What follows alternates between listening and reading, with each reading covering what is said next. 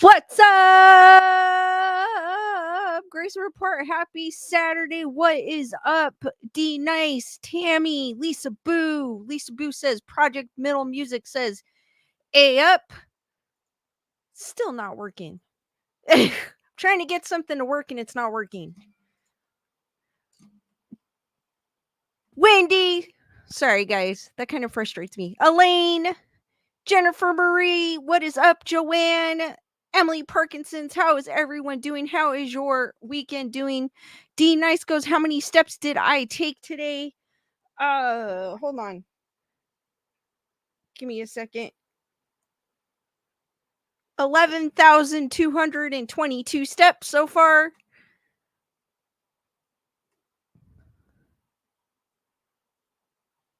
D Nice is saying, did you know Halloween is in 61 days? I didn't know the exact days, but I know it's soon. It's almost here.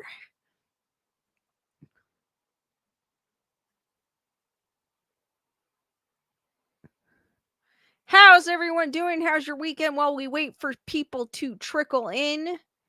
I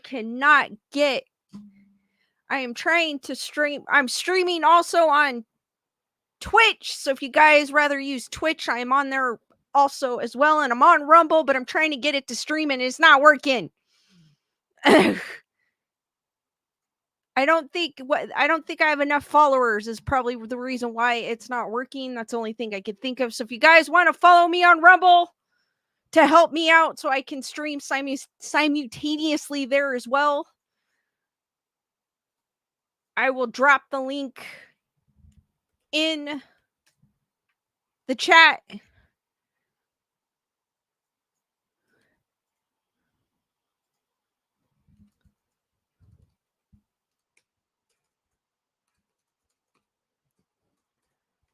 Because the way YouTube is right now, I'm just fine. Joanne, thank you. Joanne's following me on Rumble. The way YouTube is, I don't know.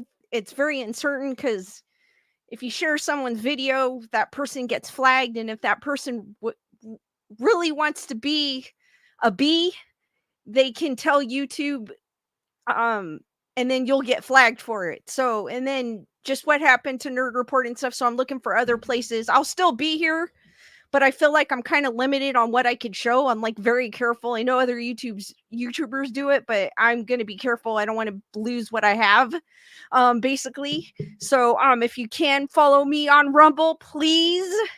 I have a feeling it's because I don't have enough subscribers there yet, or followers, I should say. I only have 4 because the 5th one's me. I think you need over 5 to stream or something like that. The only thing I can guess of why I'm having a trouble, or I'm using the wrong stream key or something. Please follow me there so I can stream simultaneously.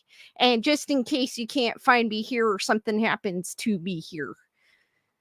Brandon, what is up? Gunner Girl, how's it going?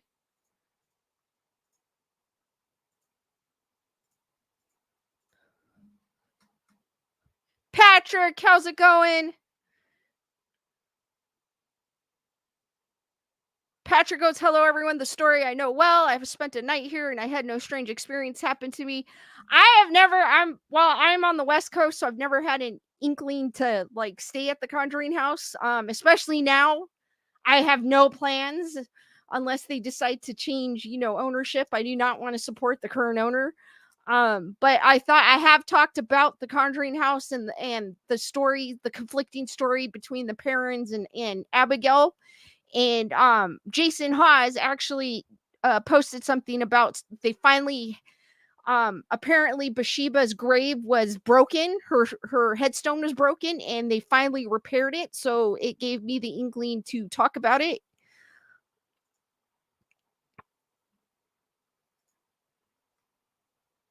Let me find that. Give me a second. Might as well just go straight into it. So Bathsheba's gravestone has finally been fixed. He shared a post. So here's her new gravestone. Apparently it's been broken for years.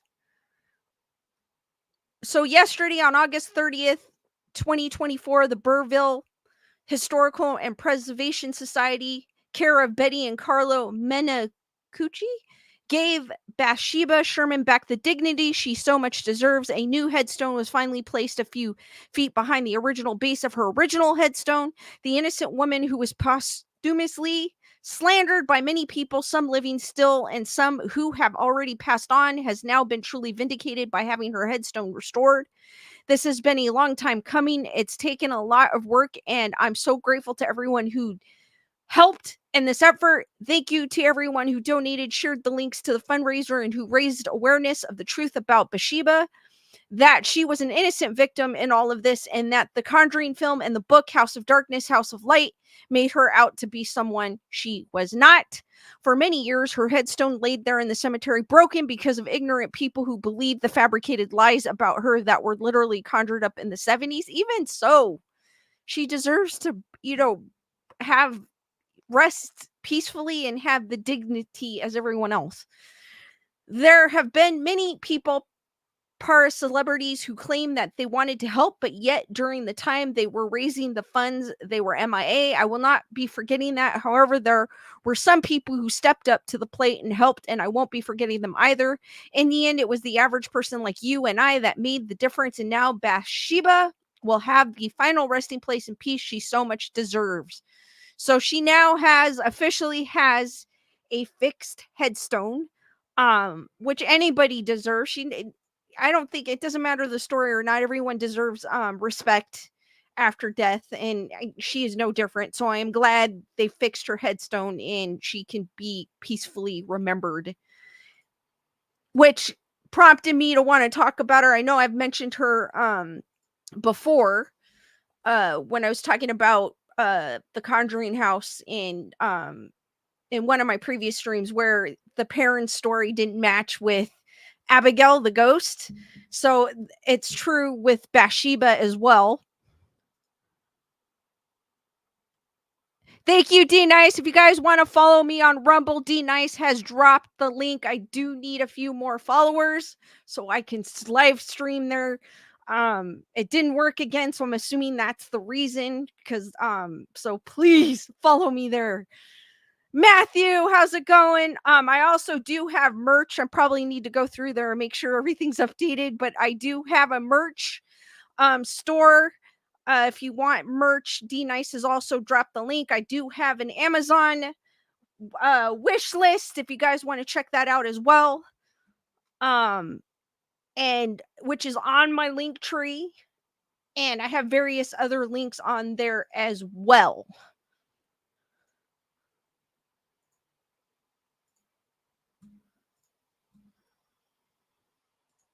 Thank you, D Nice, for dropping those links. I really appreciate that. Wendy, how's it going?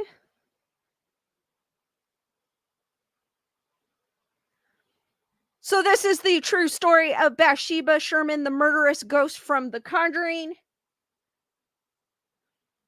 Bathsheba Sherman was a real woman who died in Rhode Island in 1885. So how did she end up being depicted as the baby-killing witch featured in The Conjuring?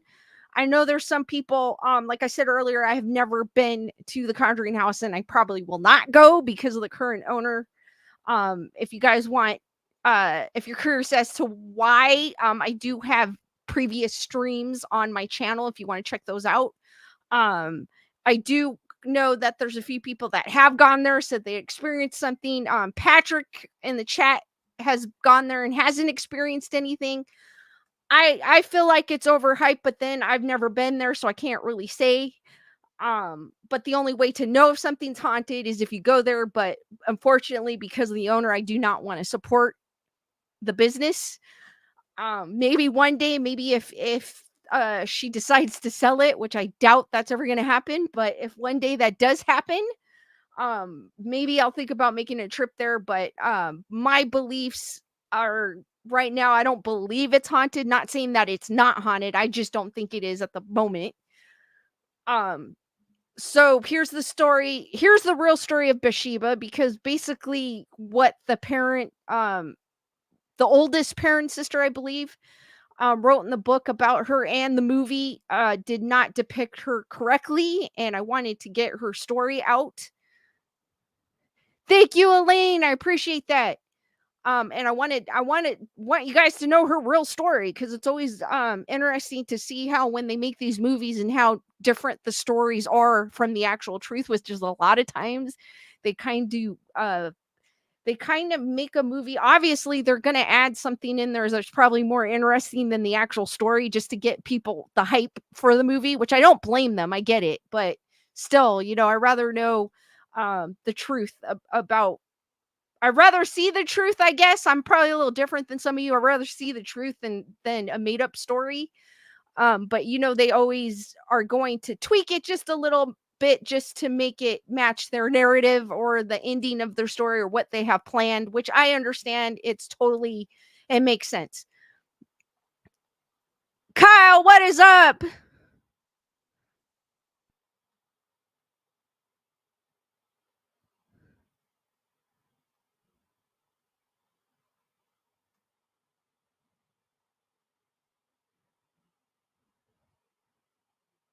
Wendy goes, I've had my own haunting. I'm good. So believe it or not, Bathsheba Sherman, the fearsome demon that terrorized the Perron family in The Conjuring, was not an entirely fictional creation. Some believe she was a witch who worshipped Satan and was related to Mary Esty, a woman who was hanged in the Salem witch trials. Others believe Sherman murdered children in 19th century Connecticut.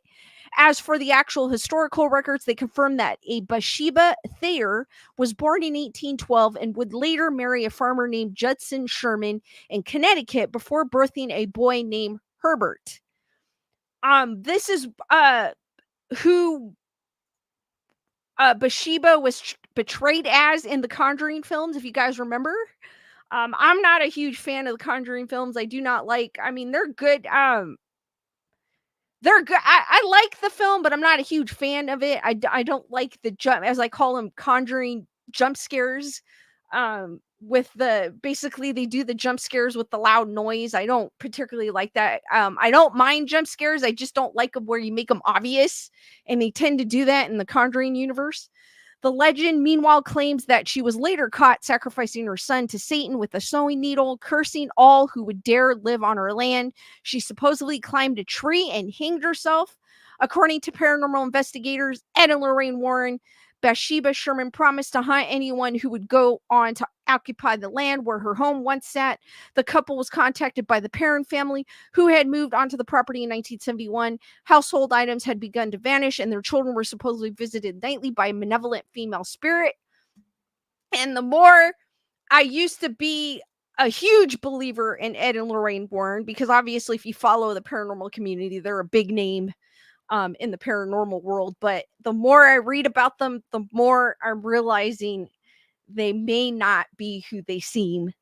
And I'm starting to lose, be very skeptical about them.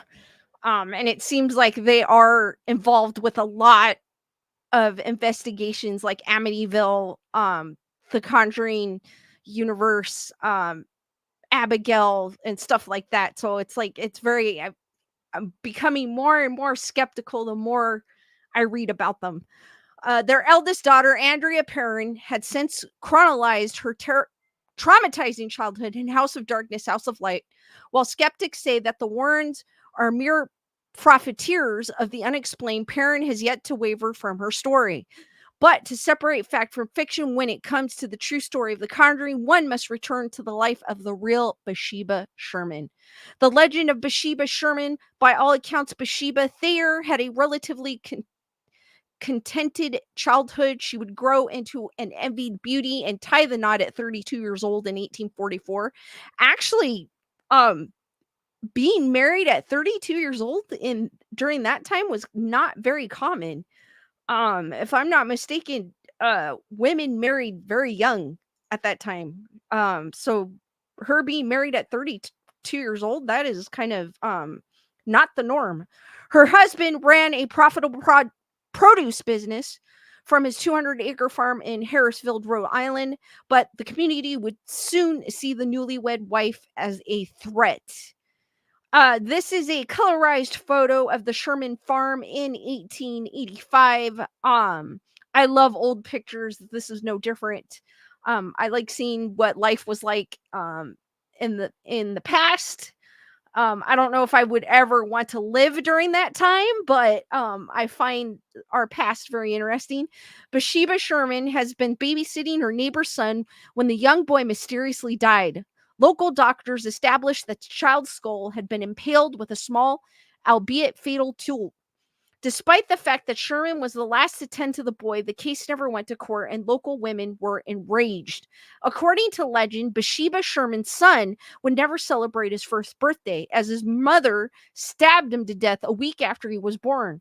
Her confounded husband is said to have caught her in the act and witnessed her vowing allegiance to the devil before climbing the tree she would hang from in 1849.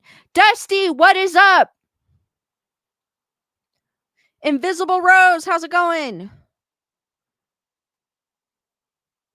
Jennifer Marie goes, I'm a fan of realism also. Wendy goes, the jump scares don't work on me. It's so predictable. D Nice goes, I can't imagine marrying young. It was common back in the day, but so many of my high school classmates are divorced. Sometimes it works. I'm not saying that it's a bad thing, but sometimes it's just especially back then, they were marrying you off, I think, what, at 13, 12 in some cases. So I mean, now it's a little different, thank goodness. But um Chris goes, that's okay, Chris.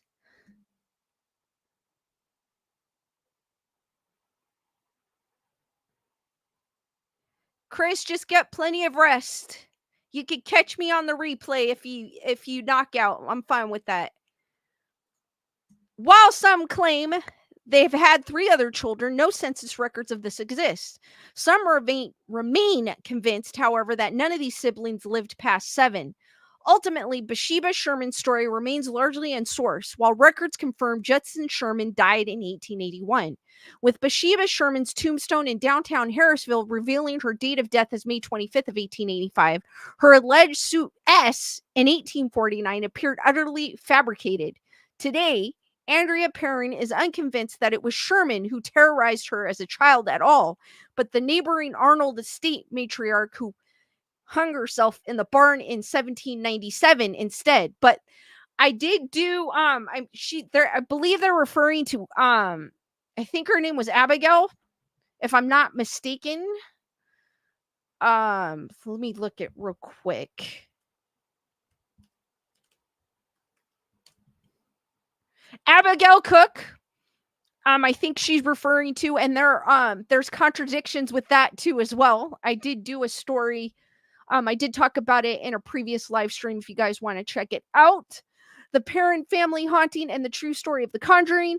A financially strapped truck driver, Roger Perrin, was overjoyed to close on the modestly priced 14-bedroom farmhouse. In 1970, the family moved in the following January. His wife, Carolyn, and their 5 daughters had transitioned into the new house well until odd noises started emanating from empty rooms and items went missing. The children began to speak of spirits visiting them in the night.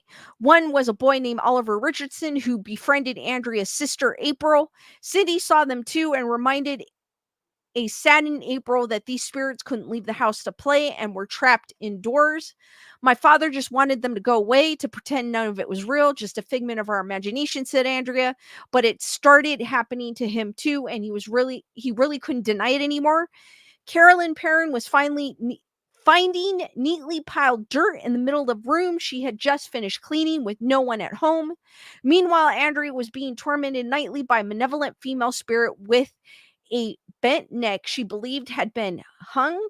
Andrea believed it wanted to possess her mother to kill her and her siblings.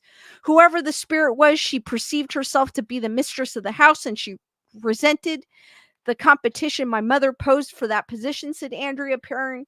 When Carolyn Perrin heard of this, she contacted a local historian who told her of Bathsheba Sherman and that she enjoyed starving and beating her farm hands. The records showed that the Sherman farm had been in the same family for 8 decades, that many who lived there died oddly, drowning, hanging, murder. And also there's a lot of history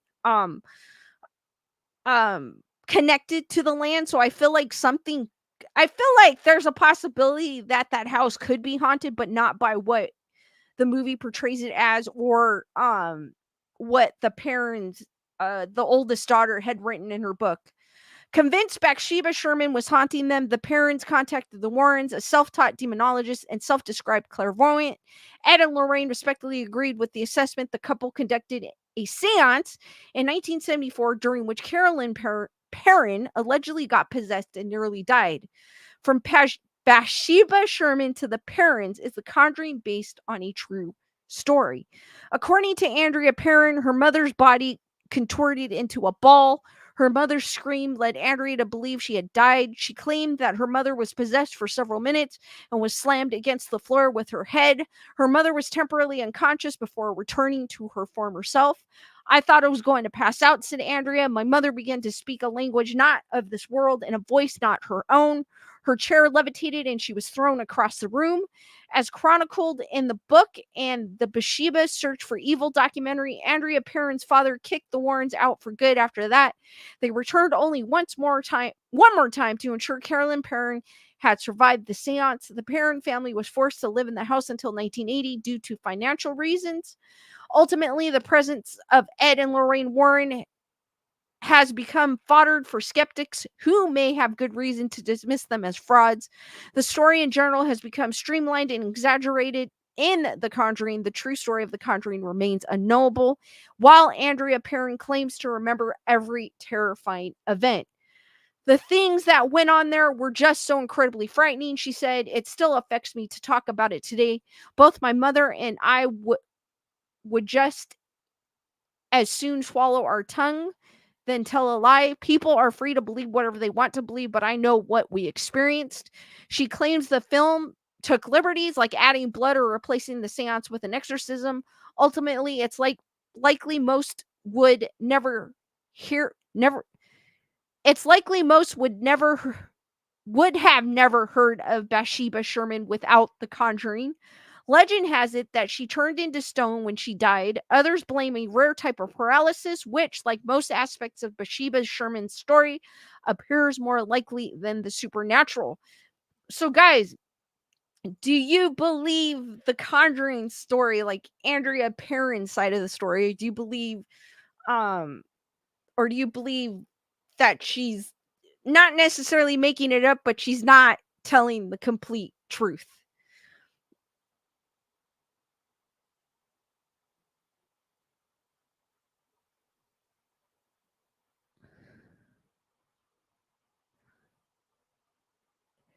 Yes, Chris, I can put my. Give me a second. Guys, hold on.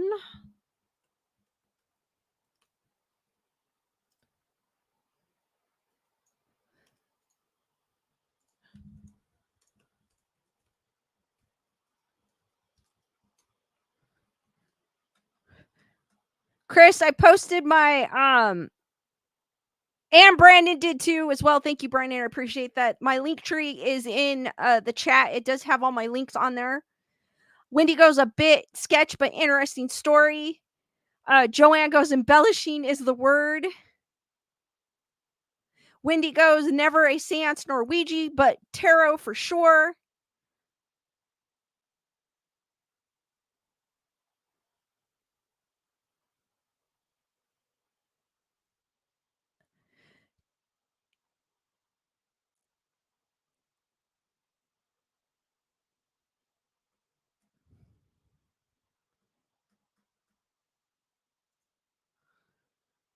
I honestly, I've read and I've also shared there's contradicting stories between her story, so I don't think she's telling the complete truth of what happened to her. I'm not I feel like the place is overhyped, but reading the history of the land and stuff, I do believe that there's a possibility that something could be there. Not what the Conjuring films have said, but there could be something there because it is an old property and it's gone through many years and it's seen many things. So I do believe that something could be there, but I don't think the parents' story is completely true. Um, I don't think Bathsheba Sherman is who they think she is. I think she's just a woman that happened to be on the land and people just made assumptions about her, which is sad. Vic, what's up?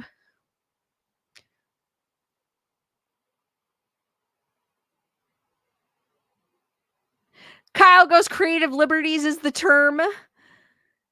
Elaine goes, it does seem a little sus. Wendy goes, one palm and tarot reading in Boston on vacation was a spot on and spooky. I like tarot readings, actually. Emily goes, it's hard to say because she's making money off of it too. She shows up in some of the ghost hunter shows and she's written a book. True, true, but I still feel like because I had done a past stream, I don't know if you guys were there, about because she is now saying it's Abigail, but her story doesn't coincide with the records of Abigail. So it kind of makes me like think that she's not telling or she doesn't know who it exactly was, but maybe she did have this experience, but the people she's saying it is not who it is. So it's kind of making me a little skeptical about like 50-50. Like, yeah, she probably did have that experience, but the people that, but she's thinking it's these people, but it's not type of thing.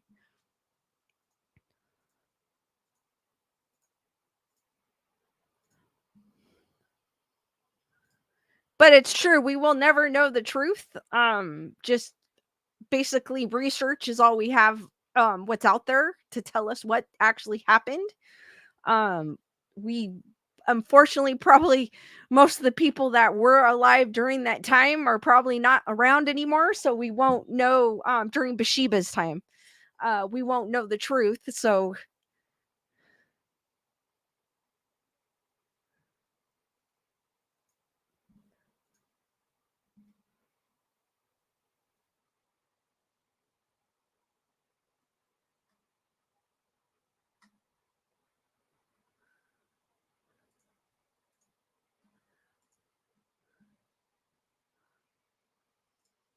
all right, guys, have you guys on Netflix, have any of you seen Deliverance? It is now streaming. I know I've been doing a lot of movie news, but I like to sneak in movie news or well, technically that's not movie, but I like to stream in little entertainment news in with my spookiness about horror. Um I've heard of Deliverance. I did not know it was based on a haunting news true story. It is I they just released it. So it is on Netflix for those of you that have Netflix, you guys can check it out. And I know that's what I'm going to do tonight or tomorrow.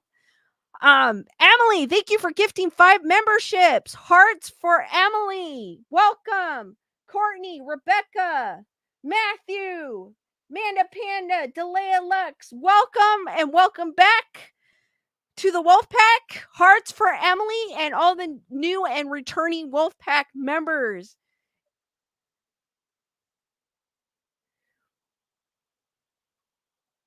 Joanne, the OG deliver. No, this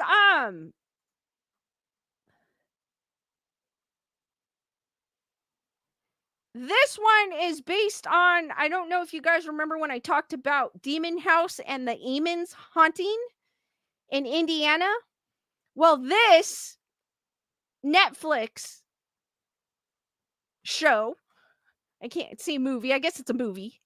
I don't consider Netflix a movie though when Netflix comes out with one, is based on the Ammon story, which happened in Indiana. The house was bought by Zach. He destroyed it, and he does still have a part of the basement stairs in his museum.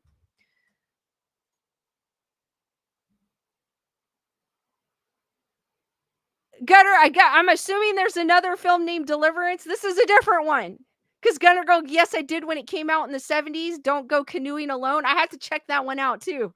That sounds interesting. About the guy on the canoe trip. No, this is about, I believe it's called Deliverance. Is it called Deliverance or something else? The Deliverance. There you go. I said it wrong. The Deliverance. And thank you, D Nice, as well, for your PayPal. Hearts for D Nice. Thank you, D Nice. I appreciate that.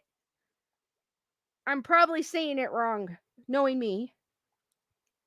The Deliverance. I apologize. The Deliverance.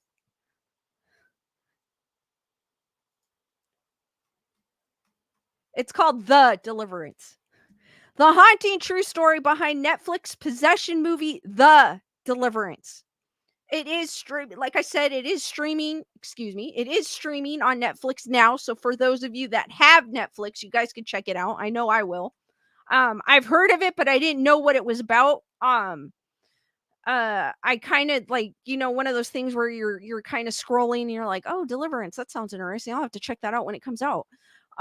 Lee Daniels' favorite movie of all time is The Exorcist, but when it came to making his own possession film, his mother was a hard no. The Oscar-nominated director wanted to tackle the haunting true story of Latoya Amons, who claimed her children had been victimized by demons after finishing his 2009 breakthrough Precious. And my mom was like, you bear your all and it's on screen. Spirits can jump on you and I don't want you to do the film. Daniels tells USA Today that did not make any sense. It does, but it wasn't proper. The quote kind of just came out of nowhere. It didn't flow with the paragraph. Sorry, guys. While he moved on to other projects, from The Butler to TV's Empire, Daniels never could shake Ammon's stranger than fiction tale, which made believers out of skeptical witnesses in real life and inspired Daniels' new movie, The Deliverance. I apologize, guys, but I do want to catch out Deliverance. That sounds cool. Streaming now on Netflix. I believe we are in a dark time, Daniel said, and instead of a horror flick, he wanted to make a faith-based thriller to help audience connect with a higher power, whether it's Buddha, whether it's Allah, whether it's Jesus Christ, whether it's you learning to love yourself more. We need to do that so that we can find peace. Tomorrow isn't promised for any of us. Daniels breaks down the freaky facts from the fictionalized bits in Deliverance, which centers on a struggling black mom wrestling with demons of the personal and also hellish kind. The Deliverance, the case of Latoya Amons, both start with a fly infestation. Amon's ordeal began with black flies swarming their rental house, which gave way to inexplicable noises and appearances by a shadowy figure. And that's how the Deliverance starts as well, with streamingly innocuous bugs and bad smells from the basement leading to much worse things. But Daniels spent a healthy amount of runtime investing in the dysfunctional dynamic between alcoholic Ebony, Andra Day, and her 3 children, plus Ebony's ailing mother, Alberta Glenn Close, before the spooky stuff sets in. That sort of was a problem for Netflix in the beginning because they didn't understand it, Daniel said. They wanted more jump scares. That's why when I saw the trailer, I had no idea it was about this because it looked or like I didn't really see the trailer. I just saw clips of it. It didn't look like a horror, it didn't look like it was about this story. And I know this story very well. I don't know how to make that kind of movie. It has to be grounded for him. More important was exploring a bigger picture of what defines abuse, because Ebony definitely does hit her kids and the dysfunction that goes on in this family, which was passed down. You think it's Precious, but then it sort of makes a turn. Yes, a young boy crawled up a wall backwards. Seriously. In the Deliverance, Ebony's youngest son, Andre, played by Anthony B. Jenkins, shows signs of demon possession first, followed by older siblings, Nate, played by Caleb McLaughlin, and Shantae Demi Singleton. Strange and violent incidents at school and home lead to them being hospitalized. Harrowing film moments were based on actual reported occurrences, including one unnerving scene when Andre crawls up a hospital wall backwards. In the movie, it's witnessed by child services agent Cynthia Monique In real life, Ammon's mother saw her 7-year-old grandson do something unexplainable, as did a nurse and the family case manager. Not only did they see it, but the social worker who was trying to take the kids from the mother said this actually happened to the judge. Daniel said, "You can't make it up. Children were taken from their mother in both real life and the Deliverance. They were." Child Services investigated Amons for possible child abuse or neglect, and while she was found to be of sound mind, the agency took custody of her children without a court order. "We'd already been through so much and fought so hard for our lives," she recalled to the Indianapolis Star in 2014. That same situation plays out to an emotional degree in The Deliverance. "It happened," says Daniel, who raised his brother's children, now 28, from when they were 3 days old. "There are so many children that are taken away from families, and sometimes for good reasons, sometimes not for good reasons. And in this case, it's not for good reasons. She's fighting the system for her kids as she's fighting the demon that's in her house. And what a unique story to tell because it's real." Glenn Close was a departure from the actual grandmother. Making the movie, Daniels changed the names involved as well as the settings. Eamon's demon house was in Gary, Indiana, while Ebony and her family live in Pittsburgh. The casting of Chloe as Alberta also deviated from reality. She has a history of friction with her daughter, Ebony, from God, and is trying to find some redemption later in life. But unlike Eamon's mother, Alberta is white. "I like giving voice to people that don't have a voice and a face to people don't really see often," Daniel said. "There are so many white women that I knew growing up. I wanted to pay homage to that. A lot of African Americans have never seen this character on screen before, and I will relate to her." The mom turned to Deliverance Ministries to win the day in both the movie and in real life. Ebony ultimately gets a key assistant from the Reverend Bernice James, played by Anjanou Ellis Taylor, a deliverance minister, a member of the clergy who cleanses a person or place of evil spirits, rather than an exorcist who focuses on demonic possession. The deliverer who worked with Amons was a man, Daniel recalled, "but I desperately wanted to work with Anjanou, and I knew there were women doing this." He said Amons met with different types of healers, including a Catholic exorcist. A scene with an exorcist didn't make the final cut of the film. Daniels, I believe his name was Father, I can't think of his name off the top of my head.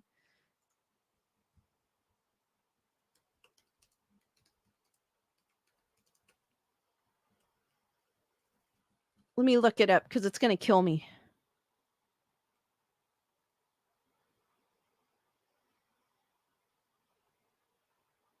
It's really going to kill me. I'm going to like, oh, what was his name? Give me a second, guys. I'm looking up his name. Was Father. Of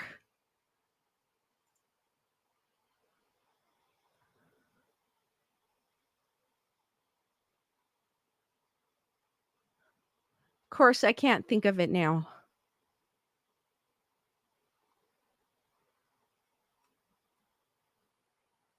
I'll move on. I'll find it. Daniels acknowledges he was initially skeptical of Eamon's story until they spoke on the phone, and he did his own research. Plus, his mother told him about something that she'd seen. "This is stuff that happens and is icky," says the filmmaker, adding that he had to deliver on set every day after reading articles and books about the weird going on during the making of Poltergeist and The Exorcist. Not today, Satan.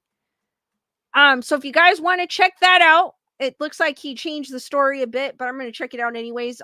It's The Deliverance. The Deliverance. It is streaming on Netflix. The father's name is going to kill me. I can't remember the actual father that was involved with the Amons case.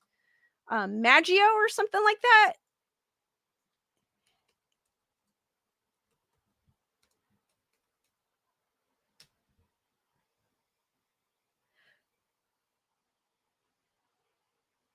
Father, oh, maybe I'm completely off. Father Michael Minot. Yeah, it's Father Minot. Brandon, thank you for that super chat. Happy Saturday, Lisa and Wolfpack. Stay spooky. Hearts for Brandon, guys. Hug, what is up?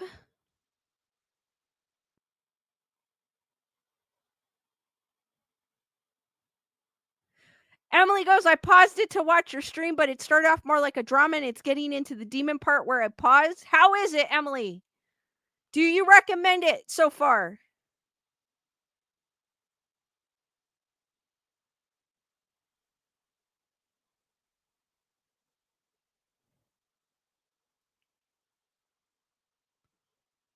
Jennifer goes, jump scares are trash.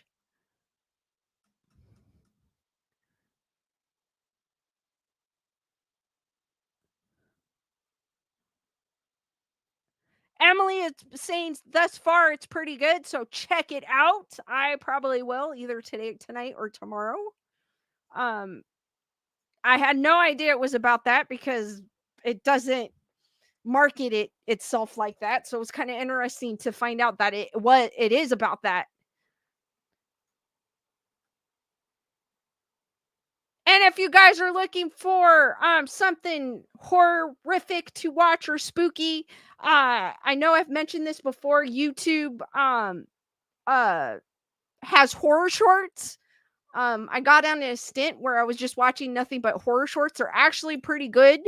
If you guys want to check those out, just search horror shorts. But I did find an article, and I like them because there's something different. It's weird because some of these horror shorts are actually better than some of the movies. So check them out. They've got all different kinds. Some of them are some of them are kind of cheesy, but some of them are actually pretty good. But you have to think these are independently made films, so they're not studio films or anything. So it's kind of cool to watch these. It's kind of cool. Shelly, thank you for your super chat. I made it hearts for Shelly as well. Thank you, Shelly. I appreciate that. Emily goes, it's not like how Zach portrayed it or the story, because I've read the story too of people who wrote about the Eamon story. Joanne goes, the horror shorts are great. I did find an article that I have not seen this one. I need to check it out. YouTube found footage horror shorts might be one of the best movies of the year. Move Over Long Legs and Cuckoo, one of the most disturbing movies of the year, is actually on YouTube for free. You don't need several $1,000,000 to make an effective horror movie. Historically, horror movies with low budgets have become some of the genre's most iconic and has made stars of their directors. But can a film released for free on YouTube be the springboard of an up and coming prolific horror director? The short answer is yes. Let us introduce you to Curry Baker or Barker, who could be the next David Fincher or Osgood Perkins. His found footage slasher Milk and Cereal, which you can view below, premiered for free on YouTube on August 8th and has since garnered over 340K views or 41K views. With a budget of only $800, the film manages to do two things: be believable and unsettling. The plot follows two social media influencers who orchestrate a surprise birthday prank that goes terribly wrong, and they must face the devastating consequences that come after. Director and star Barker is a part-time comedian, and his talent for improv is on display in Milk and Cereal. Curry's previous work was another successful horror short called The Chair, which has millions of views. Oh my God, I saw that one. You got to check that one out. It's amazing.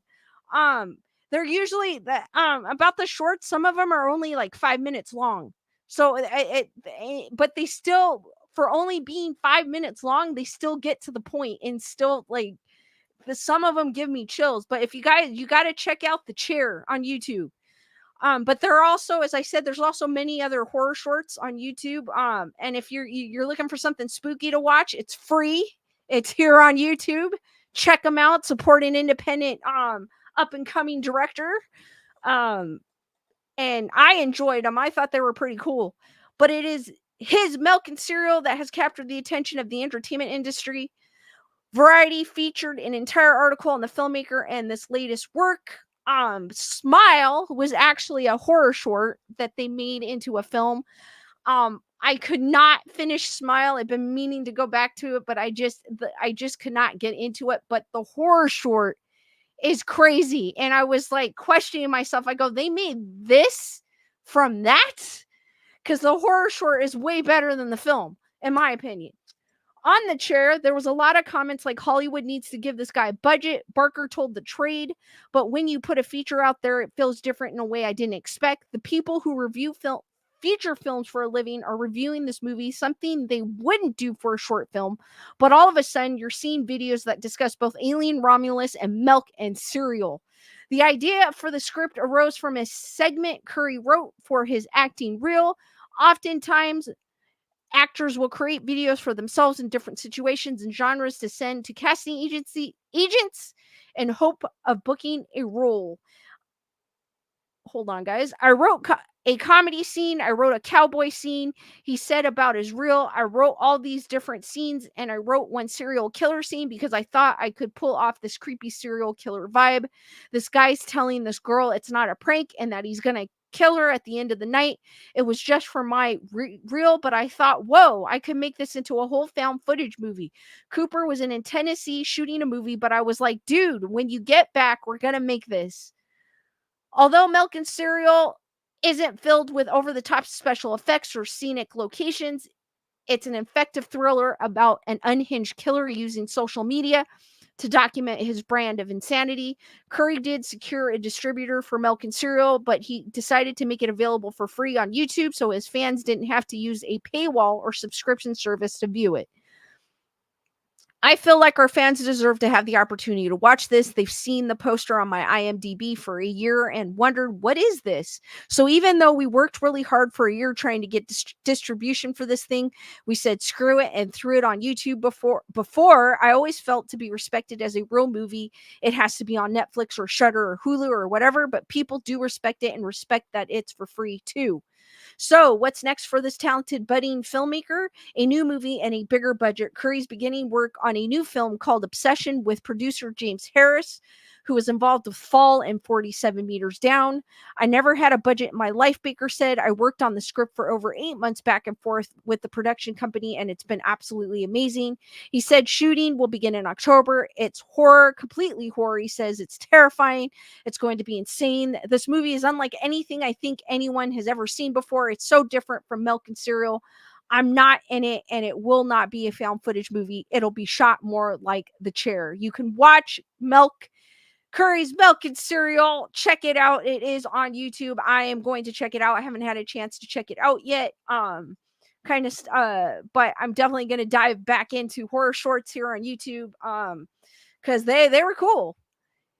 D Nice! Thank you for gifting 10 memberships. Welcome, Leslie, Jet, Baby Teeth, Neptune, Marissa, Shiny Happy Peeps, Lily Smith, R. Farrell, Carbonized Stardust, Mistress Meg, Finger Fingy, Mad Scientist, to the Wolf Pack Hearts, to D Nice, and all the new Wolf Pack members. Thank you, D Nice. You're awesome.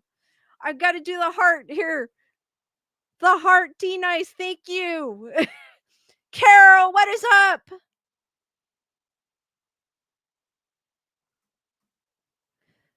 Hug goes. I visited Bathsheba's grave.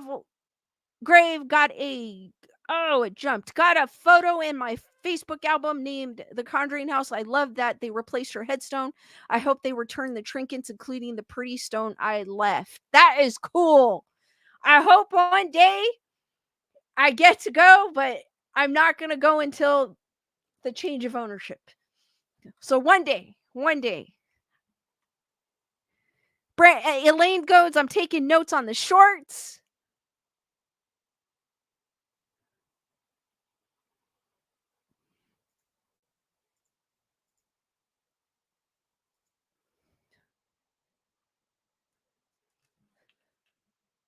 Just if you guys are looking for something spooky to watch this weekend.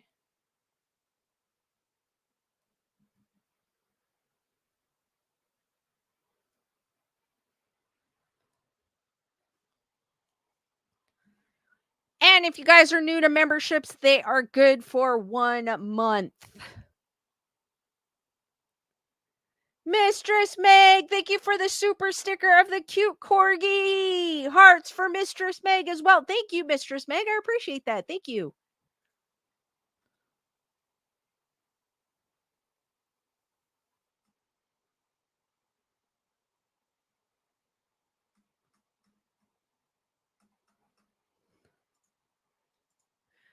I don't know if this is considered spooky,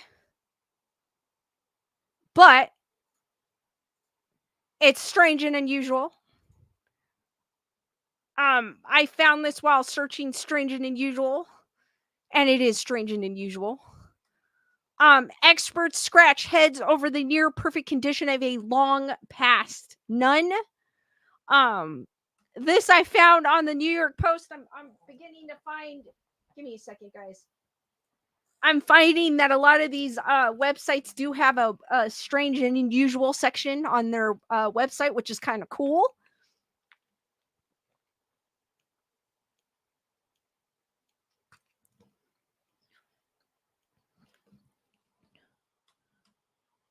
So, a team of experts was unable to determine why a Missouri nun who passed in 2019 has not decomposed.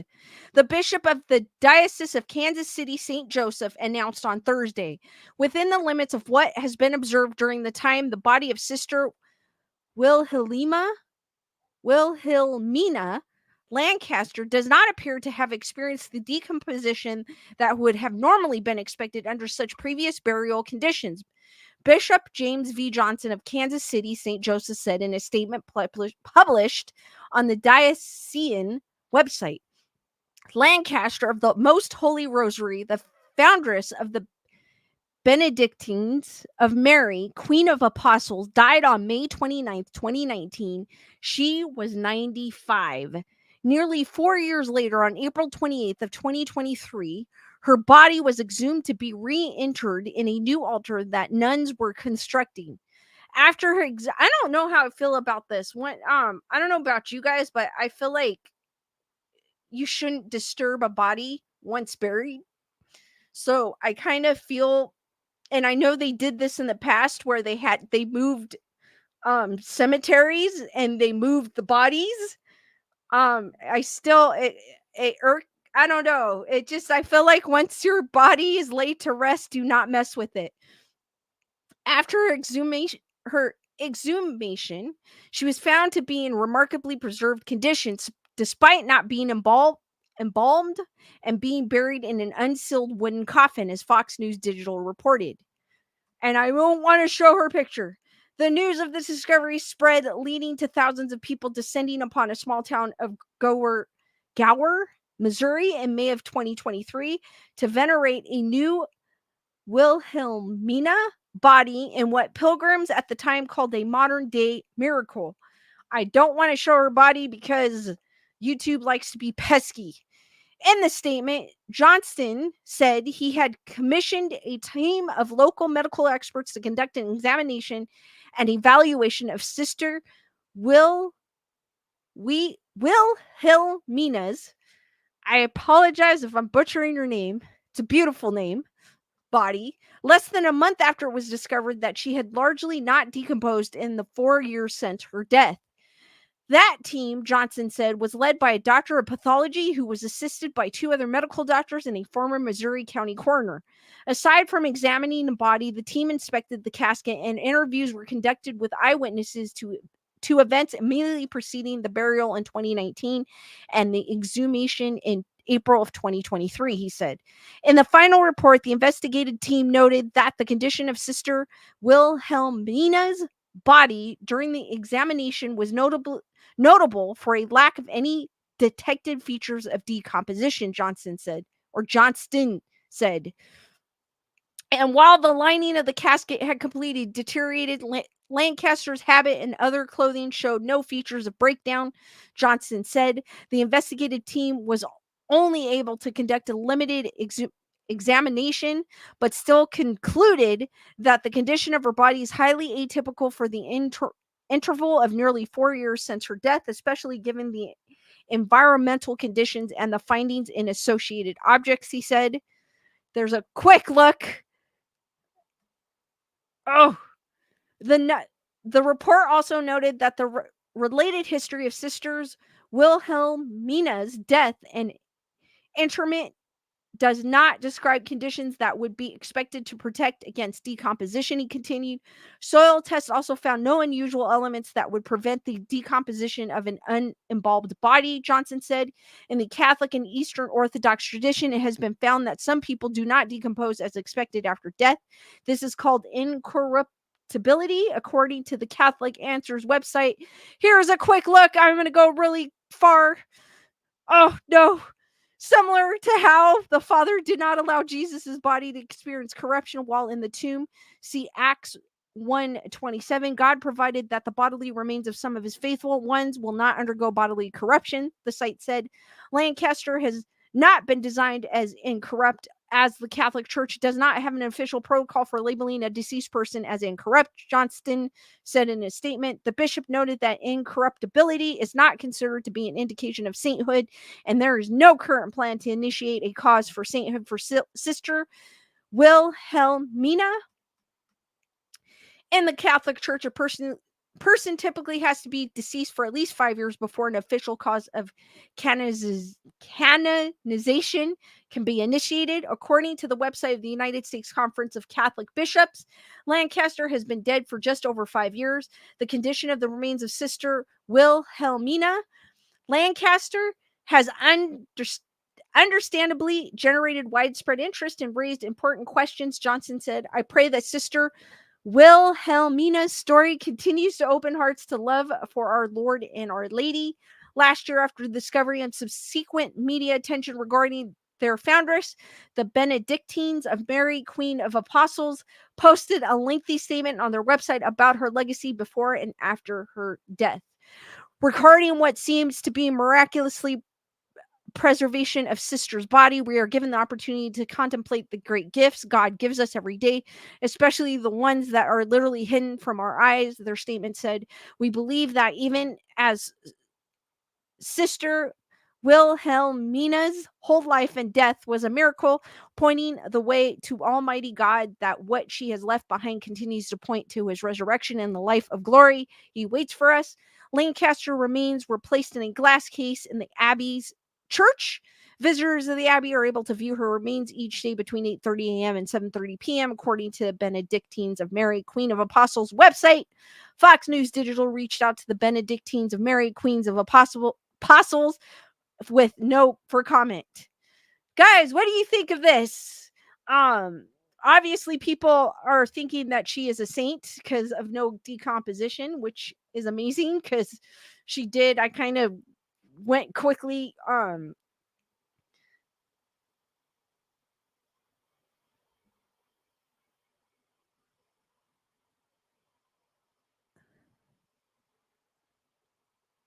Joanne goes, I thought they were putting her under in the altar. It looks like they decided not to, because I think people think she is a saint. So like they're going for blessings. That the article didn't say, but that's what I'm guessing. If you they're going for blessings, they think it's a miracle. So that's probably why they decided not to do that, and they put her in a glass case. I don't know how I would feel about that after. I mean, I don't know how I would feel about that if that was me. But Lisa Boo! DNX goes, I think it's easier to move ashes, but still there are places where unclaimed ashes remain. I forgot what it's called and where it is. I know there's I know what you're talking about, and I don't remember where it is either. D-Nice. I have to Google that. Elaine goes, I'm not comfortable with that idea either about people digging up graves and moving them. D-Nice goes, is the Xbox Ring of Death still a thing? If you have a 360, it is.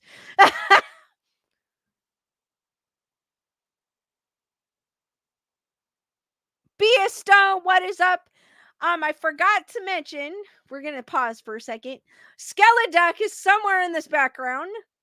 Just remind me by the end of the stream, and I will reveal his location. If you guys do not know who Skeleduck is, I do move him every stream. He is pictured in the upper right hand corner. I do move him every stream. I hide him somewhere in my background. So just remind me, guys, because I will forget, and I almost forgot last stream. In fact, I forgot to let you look for him. So thank you, Be a Stoned, for reminding me.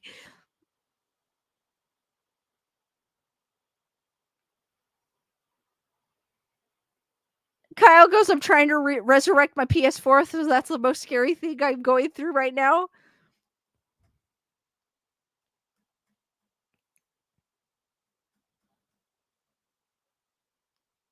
Joanne goes, I don't like it either. Carol goes, that's quite interesting. Elaine goes, bad juju. Wendy goes, don't disturb the dead.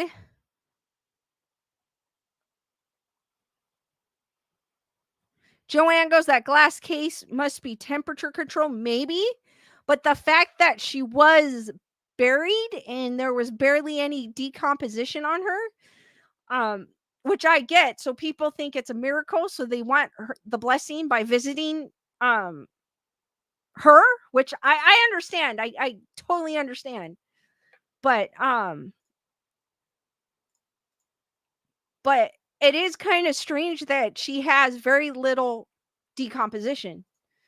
They don't want to give her sainthood, what the article had said, but I think they should. Obviously, there's some reason as to why she hasn't decomposed. Cheryl goes, I just want to be sprinkled in a forest with the redwoods when I die. That is so cool, actually, Shelly.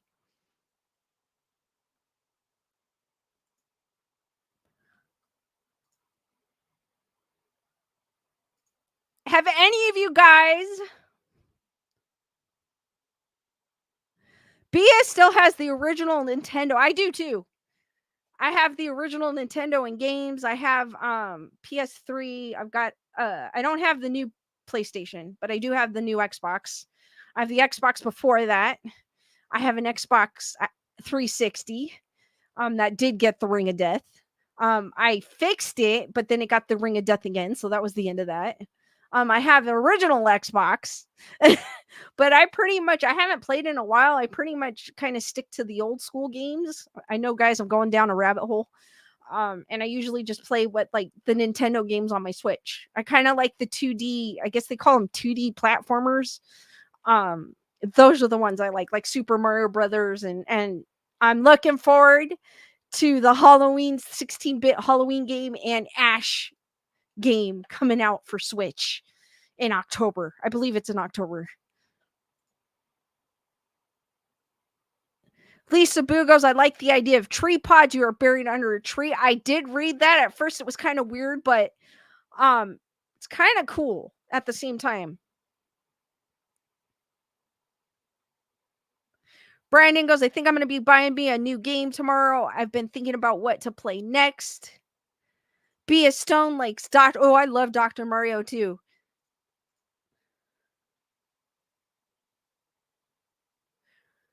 Chris, poor Chris is having YouTube is being pesky. Just I know, Chris, it's hard to be patient because I'm one of those. I'm not patient myself, but just be patient. I'm sure it will clear itself up. D Nice goes, some cemeteries have crypts for unclaimed ashes. I remember seeing a YouTube video on it, but it kind of reminds me of Ollivanders and Harry Potter. The way they're all stacked up. Oh.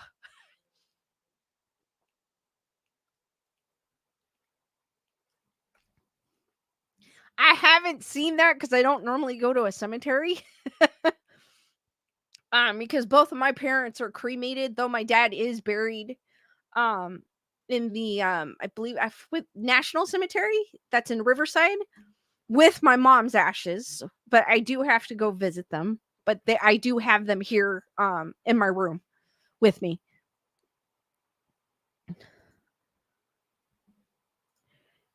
All right, guys, have any of you guys heard of the Screaming Woman? It's an Egyptian mummy. To give a little more insight.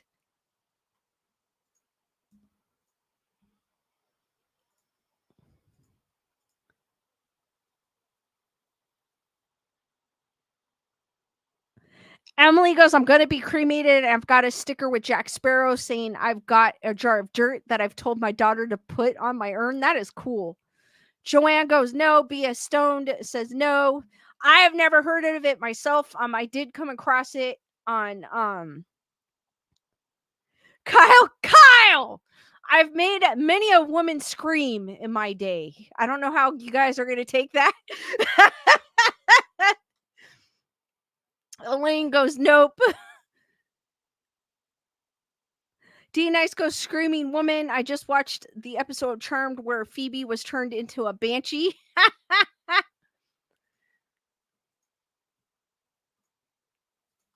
I had never heard of it. I came across this article. The screaming woman, Egyptians' mummies' pained expression may have been caused by a rare event. The ancient Egyptian mummy's expression of agony has puzzled scientists for decades, but researchers have put forward a new theory. So here is the screaming woman. She is an Egyptian mummy. You can't really see it because of this ad, but um the mystery of why an ancient Egyptian mummy, nicknamed the Screaming Woman, has a pain expression on her face may have been solved. New analysis by scientists suggests she died screaming from agony around 3,000 years ago. The experts say she may then have experienced a rare event known as a cadaveric spasm at the moment of her death, causing her muscles to stiffen and immortalize her suffering. The condition caused the muscles to freeze in the exact position the person was in when they died. So she has like this screaming look on her face. Although her cause of death remains a mystery, cadaveric spasms are usually associated with violent deaths under extreme physical conditions and intense emotions. The screaming woman's alarming expression has baffled experts for 90 years, but new analysis using CT scan to perform a virtual dissection has uncovered a number of new details and challenges as previously held belief that her pained expression was the result of poor embalming. Cairo University radiology professor Sahar Salim, who led the study, said the mummy's screaming facial expression in this study could be read as a cadaveric spasm, implying that the woman died screaming from agony or pain. Professor Salim described her as a true time capsule preserving the final moments of her life. Where was she discovered? The screaming woman was found during a 1935 archaeological expedition at Deir el Bahari near the Egyptian city of Luxor, underneath the tomb of a well-known architect known as Senmut. She was discovered inside a wooden coffin with her legs extended and arms folded above her groin. She was wearing a black wig made from date palm fibers treated with quartz, magnetite, and albite crystals, and had 2 gold and silver scarab rings on the third finger of her left hand. The analysis shows her natural hair was dyed with henna and juniper. The scan showed she had lost or broken a number of her teeth and suffered from a mild arthritis of the spine. The examination suggested she would have been around 5 foot tall and died at the age of 48. That's young and short. How was she embalmed? Unlike classic mummification methods, where organs aside from the heart are usually removed from the body, her organs were still present, previously suggesting poor mummification. However, an examination of her skin found she had been embalmed with juniper and frankincense, expensive items that had to be imported into Egypt from neighboring countries, researchers said. Here we show that she was embalmed with costly imported embalming material, Professor Salim said. This and the mummy's well-preserved appearance contradicts the traditional beliefs that a failure to remove her inner organs implied poor mummification. The analysis was published in the journal Frontiers in Medicine on Friday. Guys, what do you think of the screaming lady? I thought she was kind of cool. I had never heard about her. Of the screaming woman. I'm sorry.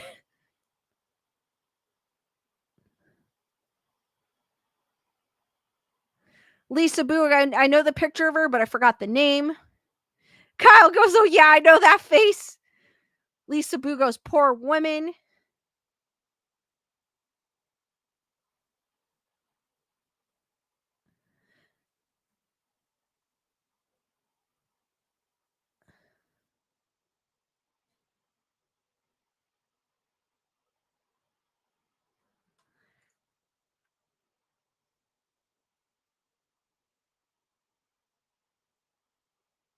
Oh, Chris, I hate that.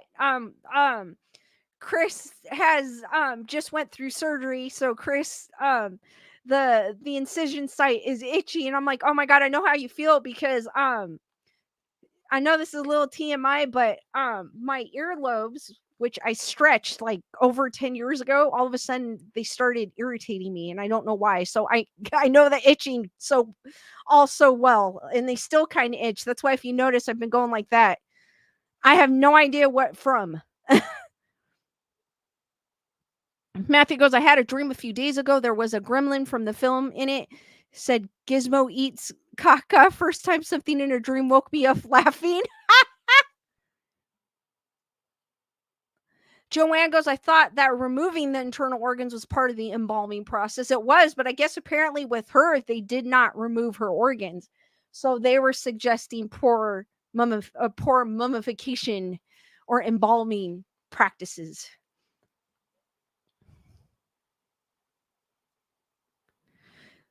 D Nice goes, frankincense oil has a rich history, significance dating back thousands of years, and has been treasured by various cultures for its aromatic and medicinal properties. And I know, if you practice in Wicca or any of those type of religions, and I do consider them religions. I know some people don't, but I do.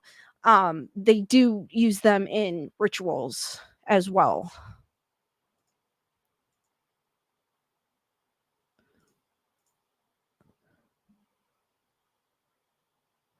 Ah, Chris, I feel your pain. Like when I wanted to rip my earlobes off.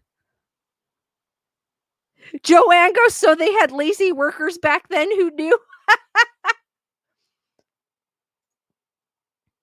I mean, they the weird thing is they used frankincense, which had to be imported. So she had money. She came from an area with money. So it's kind of weird that she was not embalmed correctly,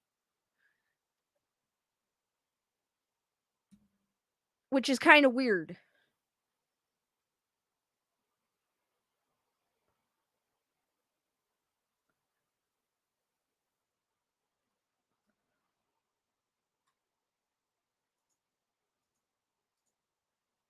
I know a lot of us are familiar with the Stanley Hotel in Colorado that inspired The Shining.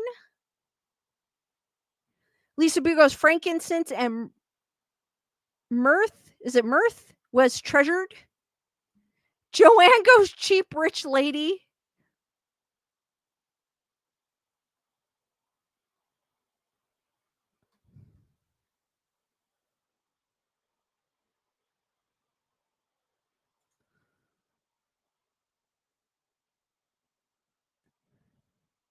Elaine goes, I love The Shining. I did find this article. I know a lot of us, I do kind of know the story behind The Shining. But I did find this article about how the Stanley Hotel inspired the Overlook in The Shining. Popularly known as the Shining Hotel, the Stanley Hotel in Estates Park, Colorado, has a haunting history that goes back to the early 1800s. It's a beautiful hotel. I hope to go there one day. I know a few people that have gone there and they didn't have experiences. Doesn't necessarily mean the place isn't haunted. Ghosts don't work on cue. So I totally understand. I even if I went there and didn't have an experience, I'll probably still try to, try to catch something. While the famous Overlook Hotel, the setting for the madness and horror that make up both the novel and film versions of The Shining may seem too terrifying to be real, it was based on an actual place. In October 1974, ascendant horror writer Stephen King and his wife spent a night at the Stanley Hotel in Estate Park, Colorado. At the foot of the Rockies, with the winter barrage of snow and cold looming, the hotel was about to close for the season, leaving King and his wife as its sole guest. After King ate in a grand yet empty dining room with the chairs up on every table except his own, and walked through the seemingly endless empty hallways, a new novel slowly began to take shape in his mind. Later that night, King had a terrifying new dream about his son being chased through the hotel hall halls by a fire hose. As soon as he woke up, he knew that he had to write. I got up, lit a cigarette, sat in the chair, looking out the window at the Rockies, King said. And by the time the cigarette was done, I had the bones of the book firmly set in mind. That book, The Shining, introduced the Stanley Hotel to an entirely new generation. Soon, this faded remnant of the early 20th century high life was reborn as the Shining Hotel. Here's another here is a picture of the Oregon Timberline Lodge, also sometimes called the Shining Hotels. It was used for the exteriors of the Overlook in the 1980 film. I think a couple months ago, something caught fire. I don't remember what it was, but the fire, I did mention it in a previous stream. I don't remember what it was, but that's how I was introduced to this lodge because I had no idea. I had never heard about it. While the 1980 film version, widely regarded as one of history's best horror movies, used Oregon's Timberline Lodge for its Overlook Hotel exterior and look inspiration for the design of California's Ahwahnee Hotel, the Stanley holds the central claim to being the real-life Shining Hotel. The history of the real-life Shining Hotel that inspired the Overlook. The Stanley Hotel wasn't always considered the stuff of horror legends. First constructed in 1909 by wealthy entrepreneur Freeland Oscar, F.O. Stanley, the resort was meant to be a luxurious retreat for moneyed travelers long before it became the Shining Hotel.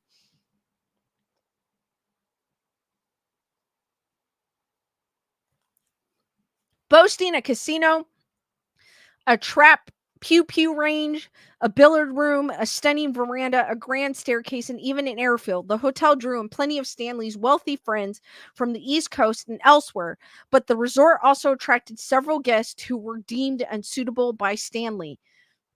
So here's a picture of Freeland Oscar Stanley. He is the businessman behind the Stanley Hotel.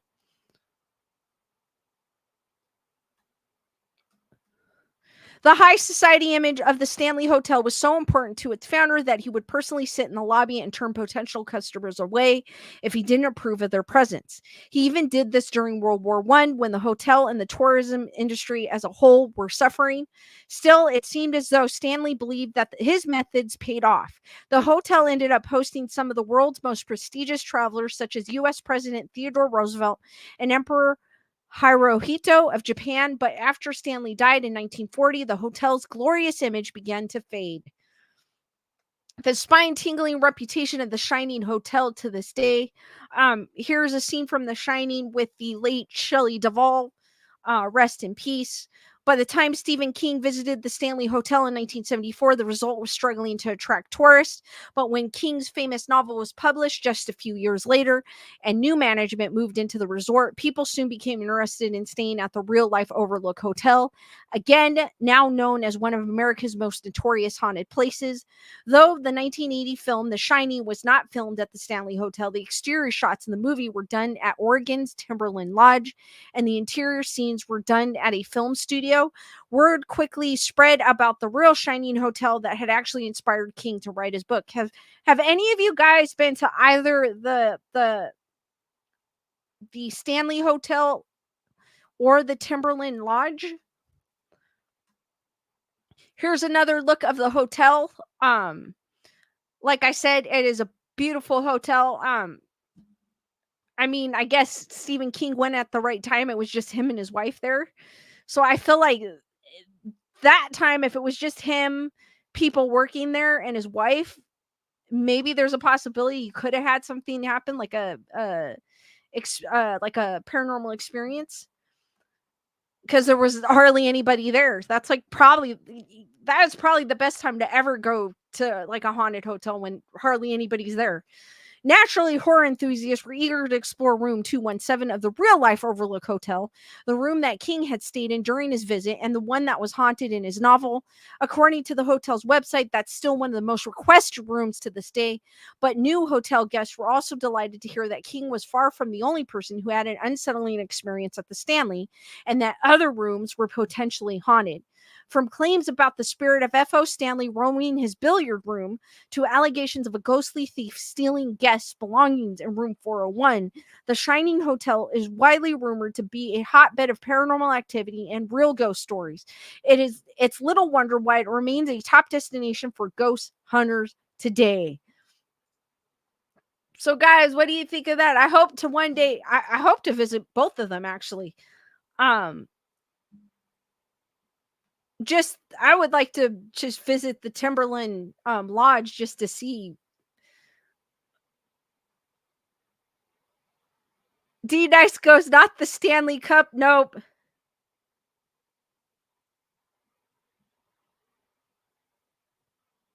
Nerd report in the house.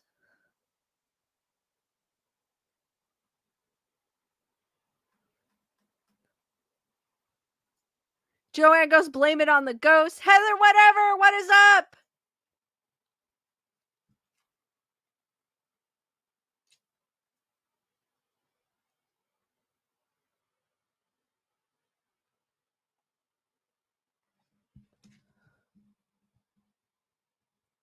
Matthew goes, the report of Bois.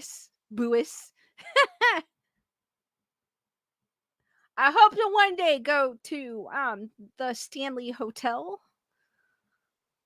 I know, like I said earlier, I know there's some people that went there and didn't experience anything. I just want to go because it's beautiful. If I experience something, fine. And do a walkthrough, fine. But I probably wouldn't have any expectations of catching anything. But I would just want to go because it's beautiful. Just by what the pictures, what I've seen. It's a beautiful area. I would like to go. I actually kind of want to go check out the Timberland Lodge as well. Been to Oregon. It's a beautiful area. One of these days, one of these years.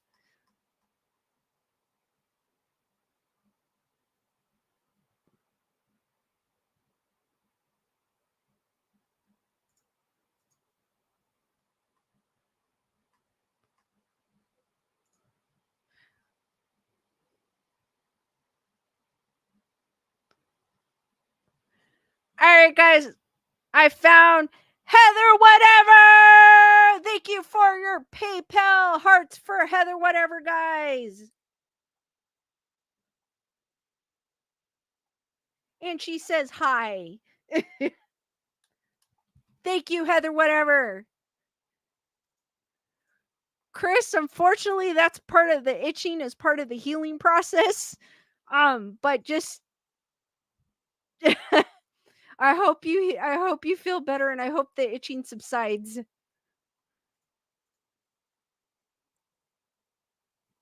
If I know, when I got tattoos too, when they're healing, they itch like crazy, and of course, obviously, you can't scratch. So he's in the same, or Chris is in the same position. So she is in the same position.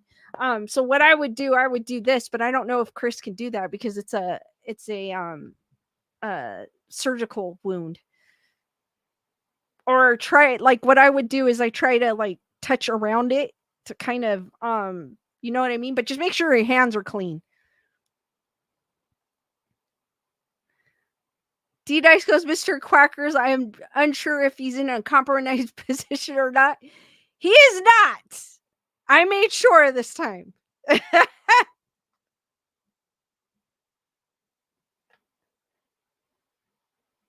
All right, Chris. I've got one more article to share, and then we'll open it up for questions.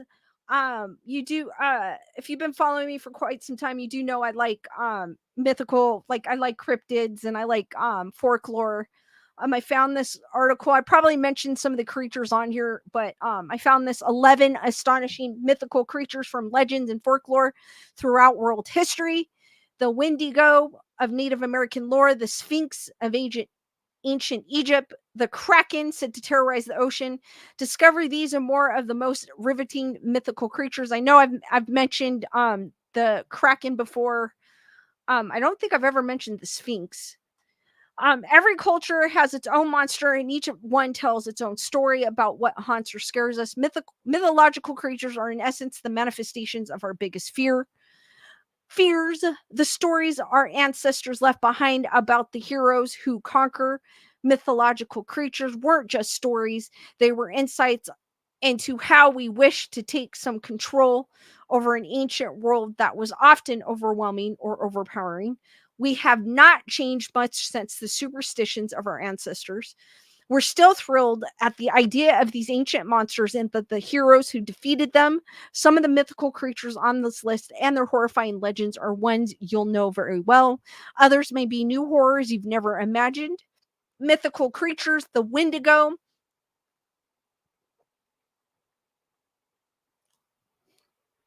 a group of Jesuit missionaries in 1661 went to the land of the Algonquins, a tribe, I apologize if I'm butchering anything, a tribe of Native Americans that lived along the forest regions of the Ottawa River. A group of the Jesuits had already traveled to the land of Algonquins, Algonquins, but had fallen strangely ill. Jesuits, coming to replace and support their sickened brethren, had heard that things had gone wrong at the mission, but what they found when they got there was worse than they could have ever imagined. As they wrote, those poor men were seized with an ailment that makes them so ravenous for human flesh that they pounce upon women, children, and even upon men like veritable werewolves and devour them ferociously without being able to appease or glut their appetite, ever seeking fresh prey, and the more greedily, the more they eat. The missionaries they'd come to replace had turned into cannibals. It was unimaginable to the brothers in Christ, but the Algonquin tribe knew this horror all too well. These men had been possessed by one of the mythological creatures known as the Wendigo. Here's the illustration of the Wendigo, or somebody's uh, illustration of it.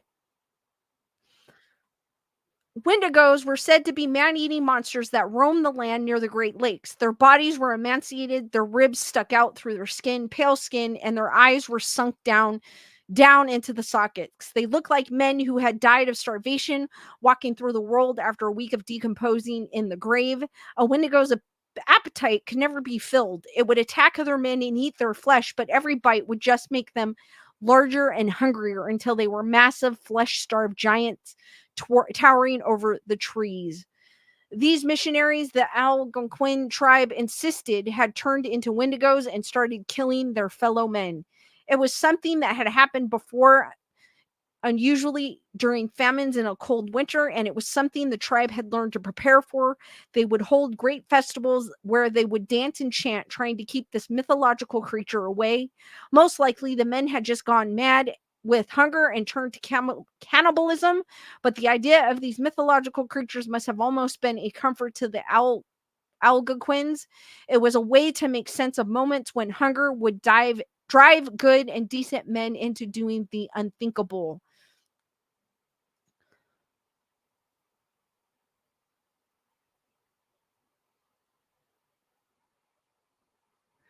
Kyle said I said it right the second time.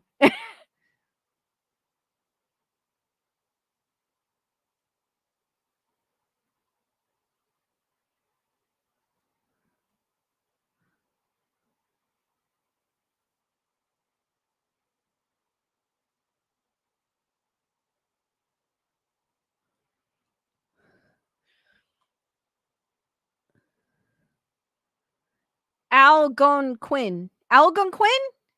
Algonquin. Thank you, Kyle. I know I butcher these names sometimes. The I'm probably gonna butcher this one too. The Qualupalik.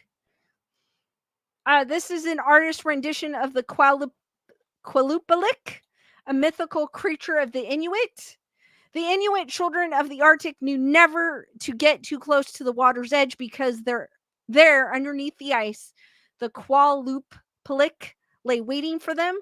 The first thing the Inuit children were told they would hear when Qualupalik was near would be the eerie, distant hum of its song under the sea. But if the Qualupalik was too eager to contain itself, then it would gently tap its fingers on the ice under their feet. The Qualupalik could be seen only for the flash of an instant before it was gone. It would leap out from under the water. Its long, sharp fingernails would allegedly sink into its victim's flesh and drag them forward. Its victims would get one quick, brief glimpse of its face, which was somewhat like a woman's, which had turned green and bloated from decomposing under the sea.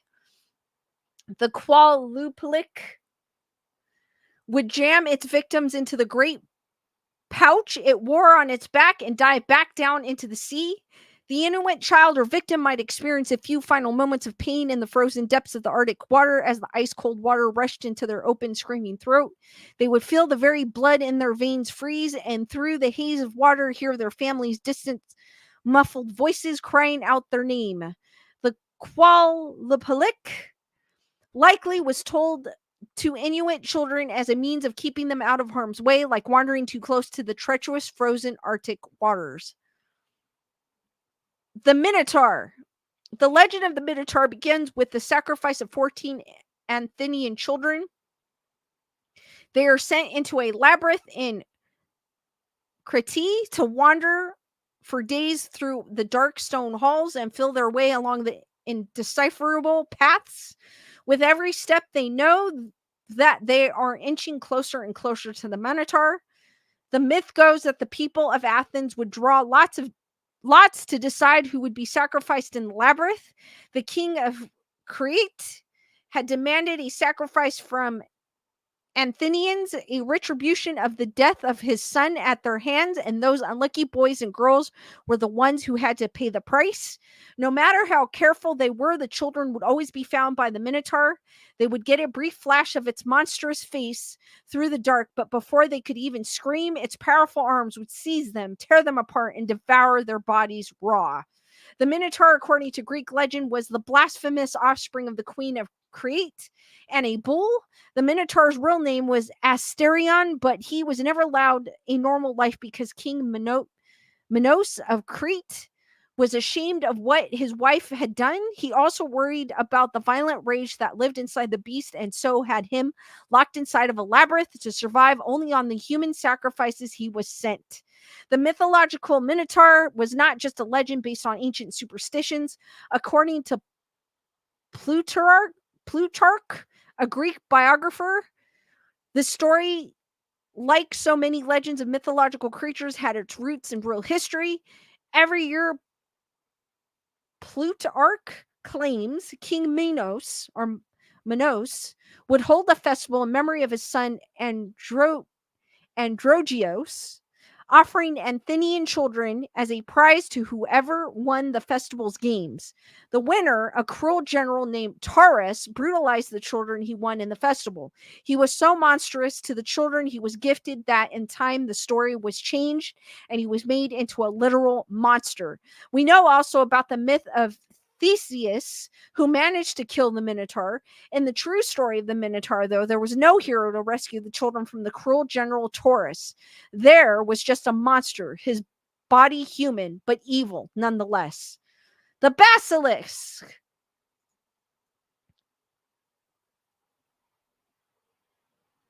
B.S. Stone goes, I don't know what it is, but I'm terrified to fall in frozen water. D Nice goes, tip Lisa for she works so hard to tackle these tongue twisters. Thank you, D Nice.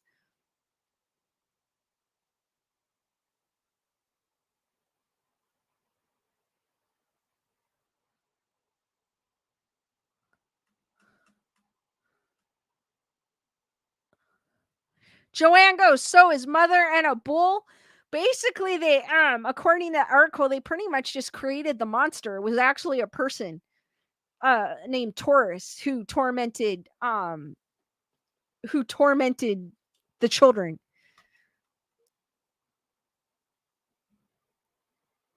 The basilisk. Here is a drawing of the basilisk. I believe, if I'm not mistaken, wasn't there a basilisk in Harry Potter as well? A 5-year-old girl vanished from her home in Warsaw in 1587. She had been out playing with a little friend, and when she didn't come home, her mother and her maid tore through town in search of them. They found the girls in the underground cellar of an abandoned house that had been in ruins for 30 years. They were lying at the bottom of the steps, both of their little bodies stiff and still. The girl's mother stayed at the top of the stairs while the maid descended the old rickety steps down into the darkness. But before she reached the bottom, the maid suddenly stopped. She froze completely, petrified where she stood. They would in town later say that she was frozen because she had stared into the eyes of the basilisk, the beast that kills with a single glance. The people of Warsaw were hardly the first to have seen a basilisk. According to the Romans, this mythical creature had once lived in abundance in Cyrene, an ancient nation in the land today known as Libya. The basilisk was a mythical creature so venomous that its mere glance could kill. Even if you waited until it was gone, the basilisk left a trail of poison everywhere it went. No man, the Roman writer Pliny the Elder, could kill it. If he stabbed it with a spear, the poison would drip down onto his weapon and end his life. It may have been a real animal or at least an exaggerated version of one. Libya has cobras that can spit out poison, and it's possible that story of their poisonous spit was exaggerated until it was rumored that they could kill with a glance. Cobras, though, aren't usually found in Warsaw nonetheless. People of the city in 1587 insisted that they saw a monster, so they sent a convict named Johann Fauer, Far into the monster's lair in a coat of mirrors and have him drag the serpent out with a rake. In the words of a doctor who allegedly saw the mythical creature, it really was a basilisk. It had the head of a cock, the eyes of a toad, a crest like a crown, a warty and scaly skin covered all over with the hue of venomous animals, and a curved tail bent over behind its body. It may have been a case of a mass delusion as a whole town of people saw a monster where they expected one to be, but something really was in that cellar, and the townspeople needed some explanation for what killed those girls. I'm beginning to notice that a lot of these stories involve children.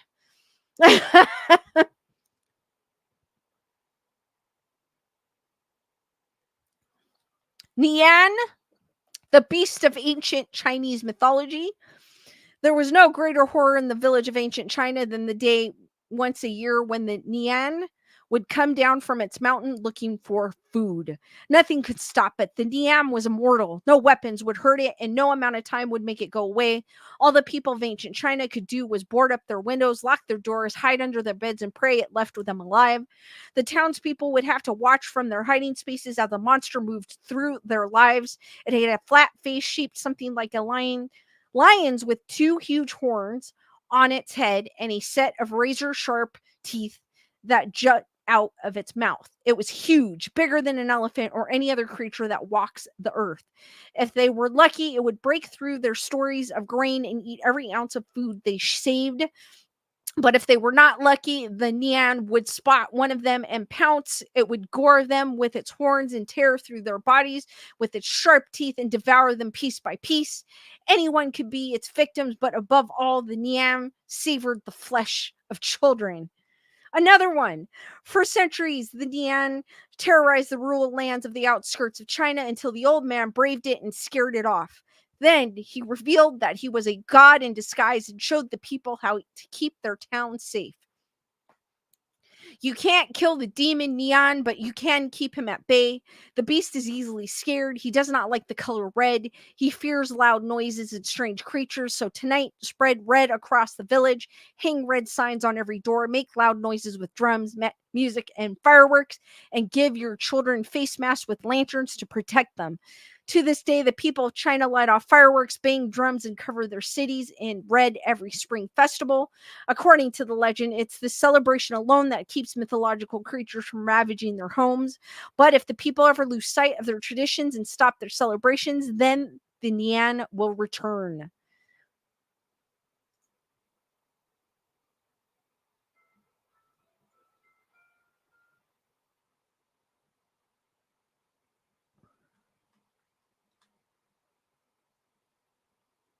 Carol goes, I think they told these type of stories to children to scare them to behave. I believe so too. D Dice goes, and that, my friends, is how you terrorize future generations.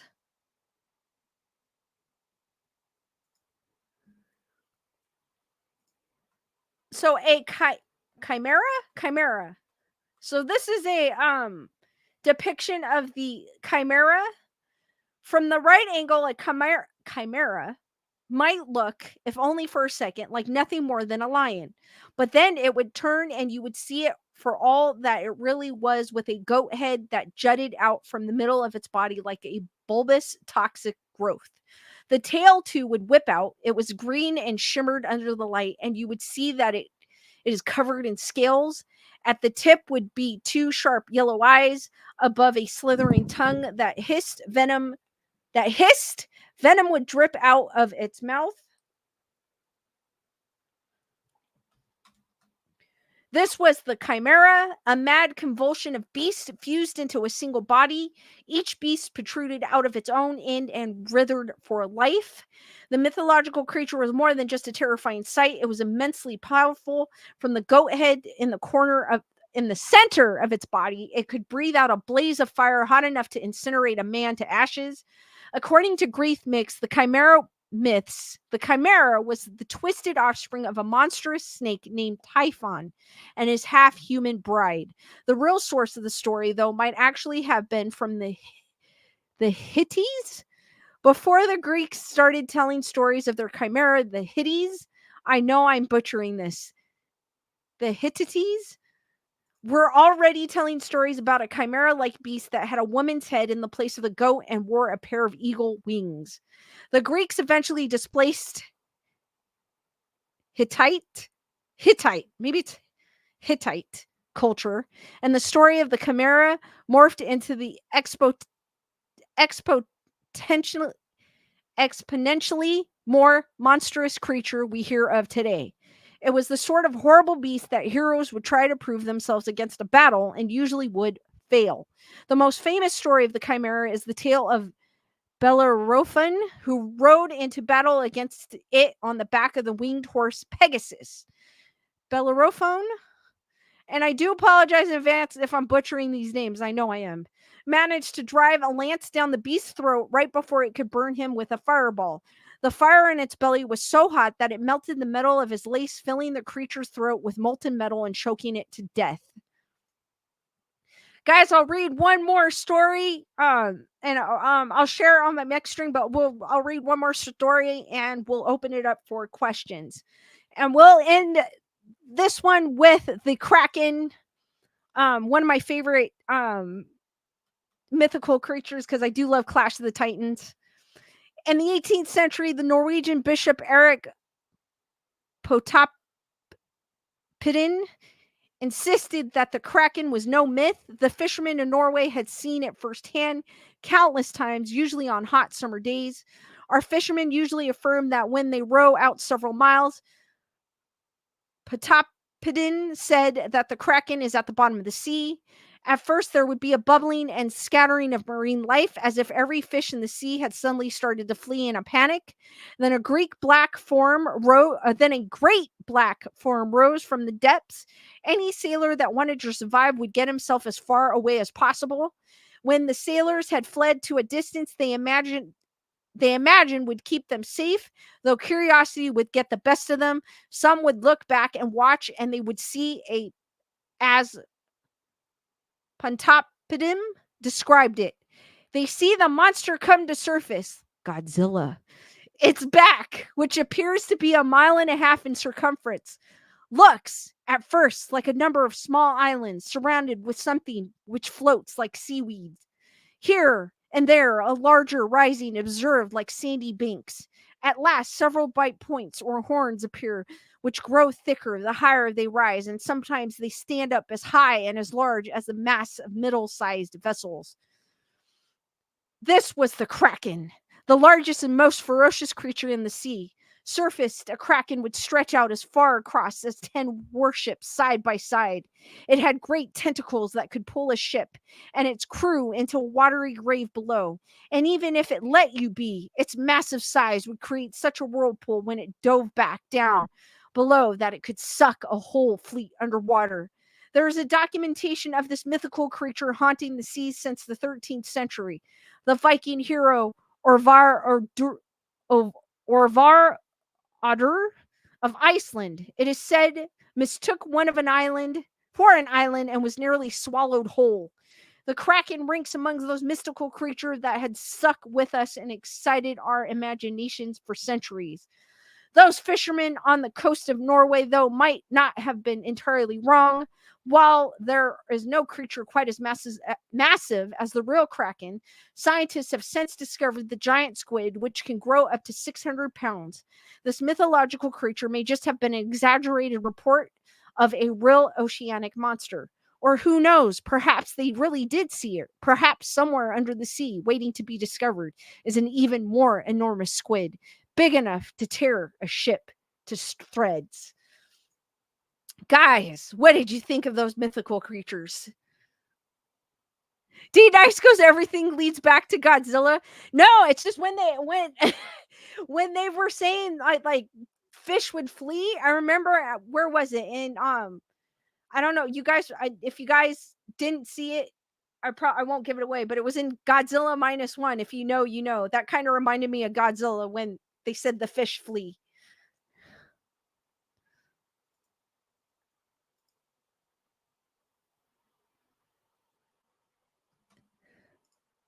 It just reminded me of Godzilla, so I had to mention him.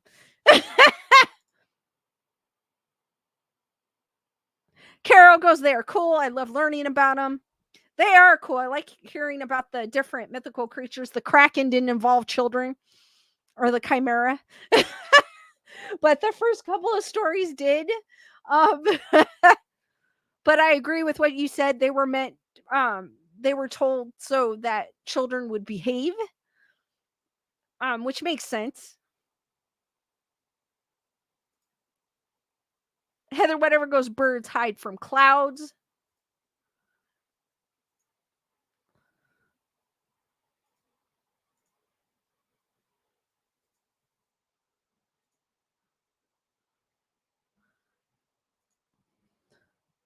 All right, guys, I'm going to open it up for questions. If you guys have any questions, feel free to ask.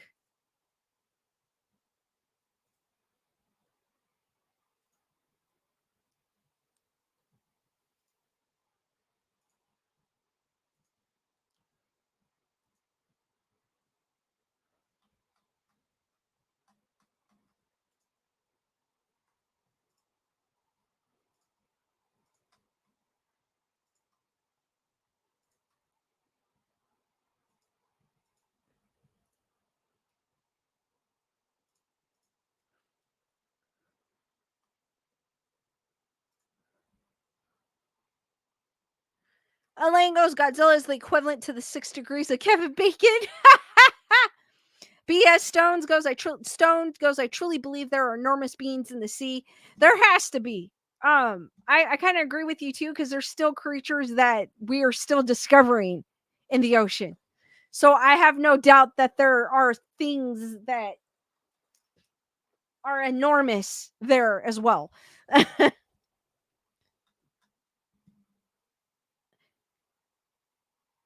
Lisa Boo goes, what is your favorite style of art? I don't actually have a favorite style of art.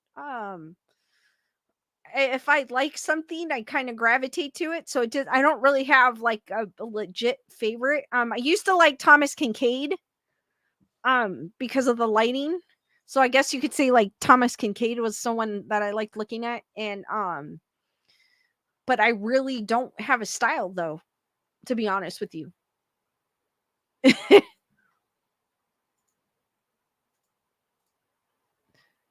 If I see something and I think it's interesting, that's kind of how I flow. Lisa Boo also asked, "Did you see the finds in the Mariana?" No, I have not. I have not. I'll have to check that out. Mariana Trench.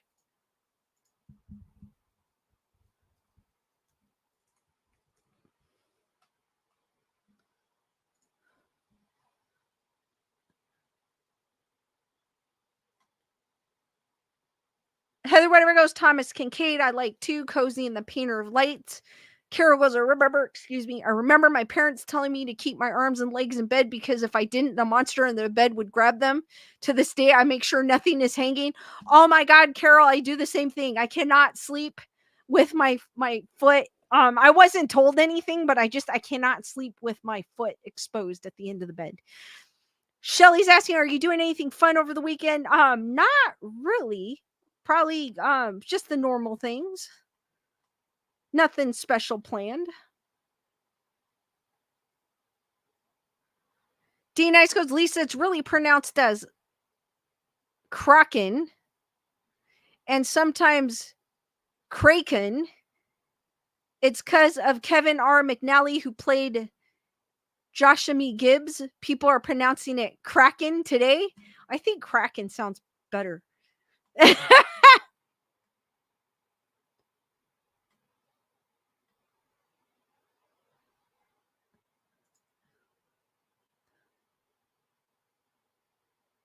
Kyle goes, earthquake on Grayson Report. Probably if I shake my desk, it would be.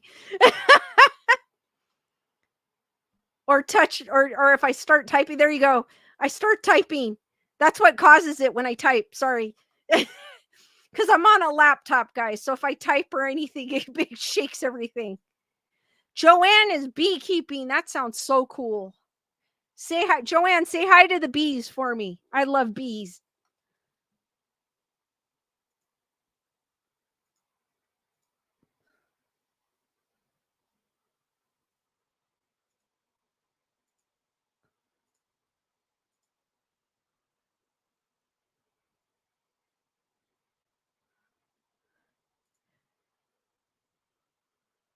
D Nice goes, Godzilla is shaking up Grayson Report. You know what? That sounds cooler. Yes.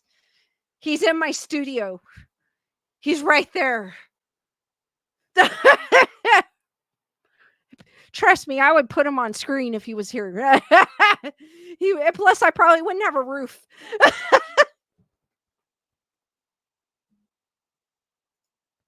Heather, whatever goes, it's some kind of sea creature. It's called Leviathan in the Bible. I believe, Heather, whatever you're referring to, the Kraken.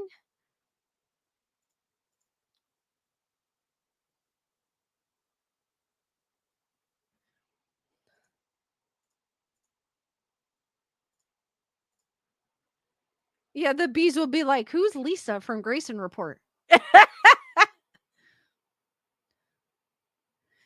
Heather, whatever goes, the old Godzillas were cuter looking. I actually like the look of the Godzilla in -1 or 0. -0. It's called -0. It's -0, right? Don't want Godzilla. -1. I was right the first time.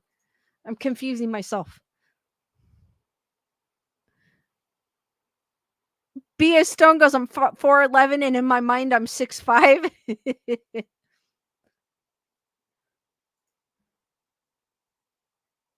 All right, real quick before I forget, because I know I'll forget, Skeleduck is right there. You can barely see his head pointing out.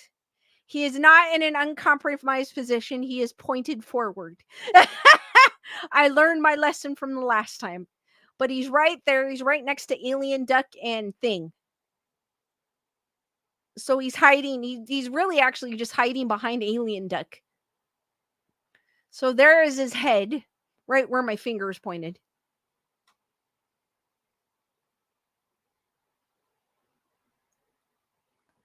Shelly goes, I used to have beehives in my backyard. I have one. I think so on my side yard, but I'm not 100% sure because there's a bunch of ivy, but every year I see bees there. So I'm thinking there's something there, but I'm not 100% sure. Matthew caught him earlier. D Nice caught him. Brandon and Wendy going, Bean J Duck. Chris goes, I thought it was him, but I wasn't sure. B.S. Stone with the sneaky Lisa. Heather, whatever goes, I have a wasp. Oh, hopefully you can get it. I don't like wasps. They're pesky.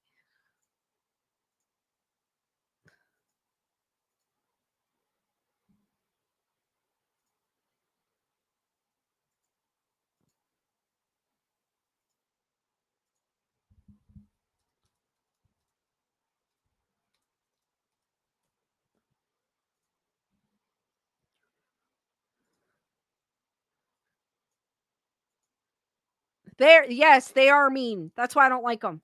I don't mind. I usually stay kind of. I don't mind like bees or anything, but wasps. Ugh,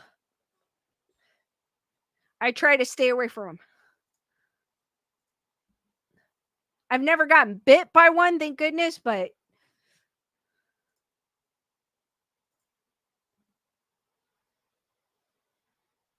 Wendy goes, "I have a zapper and I know how to use it like tennis."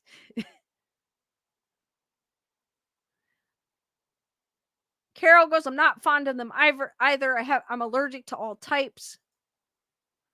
Wasps do. Joanne goes, "Wasps will sting more than once. That's why I kind of stay away from them. Plus, they're huge."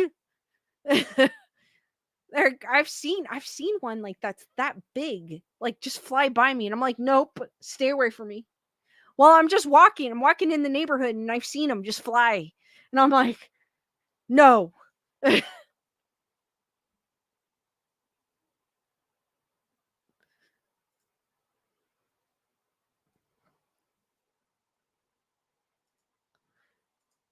I don't know if I am because I've never been stung. So, but I try to stay away from them. So I'm not in that predicament.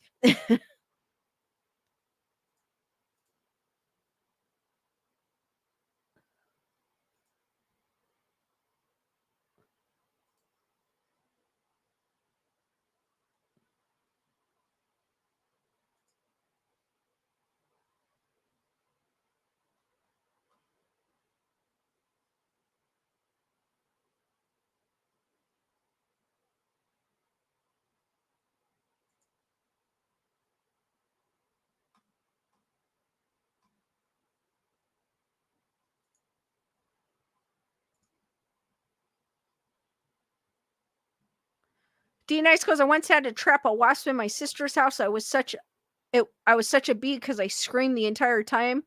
My nephews were telling me to shut up." Joanne goes, "Has anyone seen a murder hornet?" No, I have not.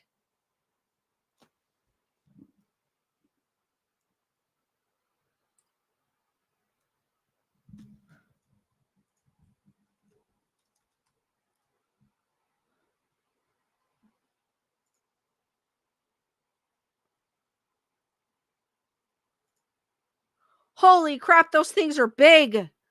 Hold on, guys. There is a murder hornet. Here's the picture. No, I have never seen one of those, thank goodness, and I don't think I ever want to. Those are freaky looking. Oh, hell no. Hell no. That's out of a horror movie. Attack of the Murder Hornets.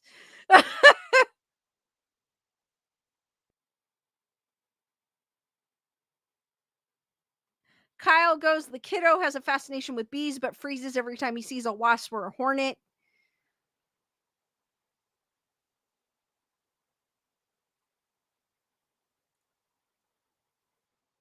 Bia Stone goes, "Wasps are evil. They will go after anything. I saw one sting a piece of fat 100 times." What?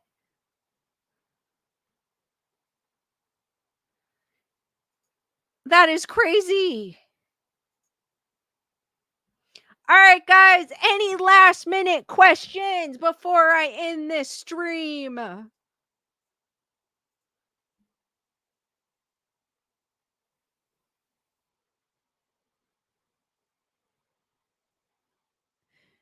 Shelly goes, "I never had a bee suit, so I just carry 2 lit cigarettes with me to keep the bees off me." Huh.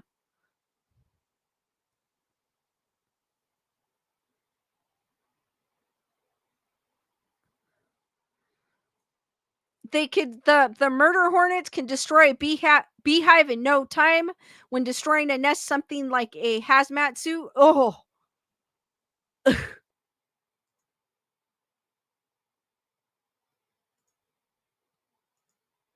they hate smoke. So if you guys have smoke, that could keep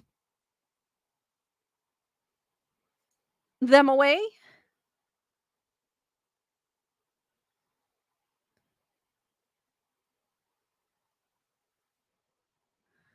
Gunner girl got stung by a bee when I was a kid walking my dog and something tickled my chest, so I hit it and bam, got stung. I think I got stung. I stepped you know how in the summertime you run when I was a kid, you know how you run around without shoes? And this was in the grass, and this grass happened to have, the little flowers, the little pink flowers. Well, at that time there happened to be a bee, smelling the flower, and I stepped on it and I got stung. And that's the only time I think I've ever gotten stung by a bee.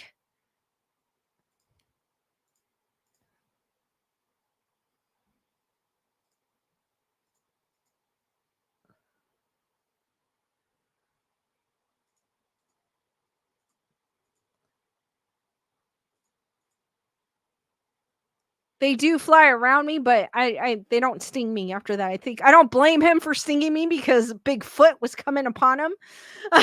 But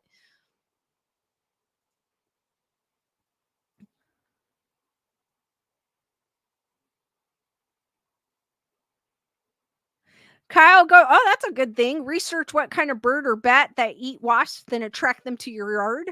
I didn't think of that. I do feed birds, so I get the I don't know what they're called, mud wasps, because their hives are like mud. I get those here in my laundry room. Be a stone, thank you. Love your channel. I'm usually on a replay viewer. Thank you, Be a Stone. I appreciate that.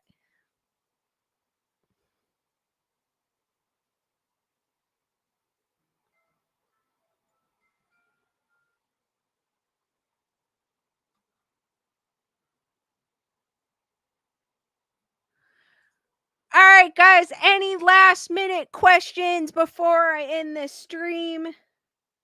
For real this time?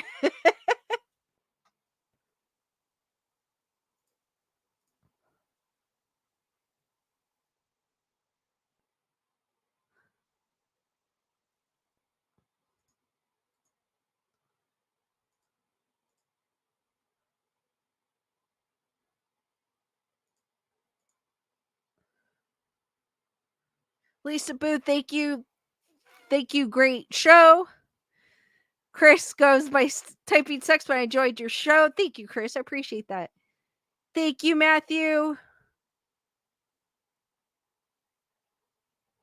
right, guys, I am going to end the stream here. Thank you for joining me on this edition of Grayson Report.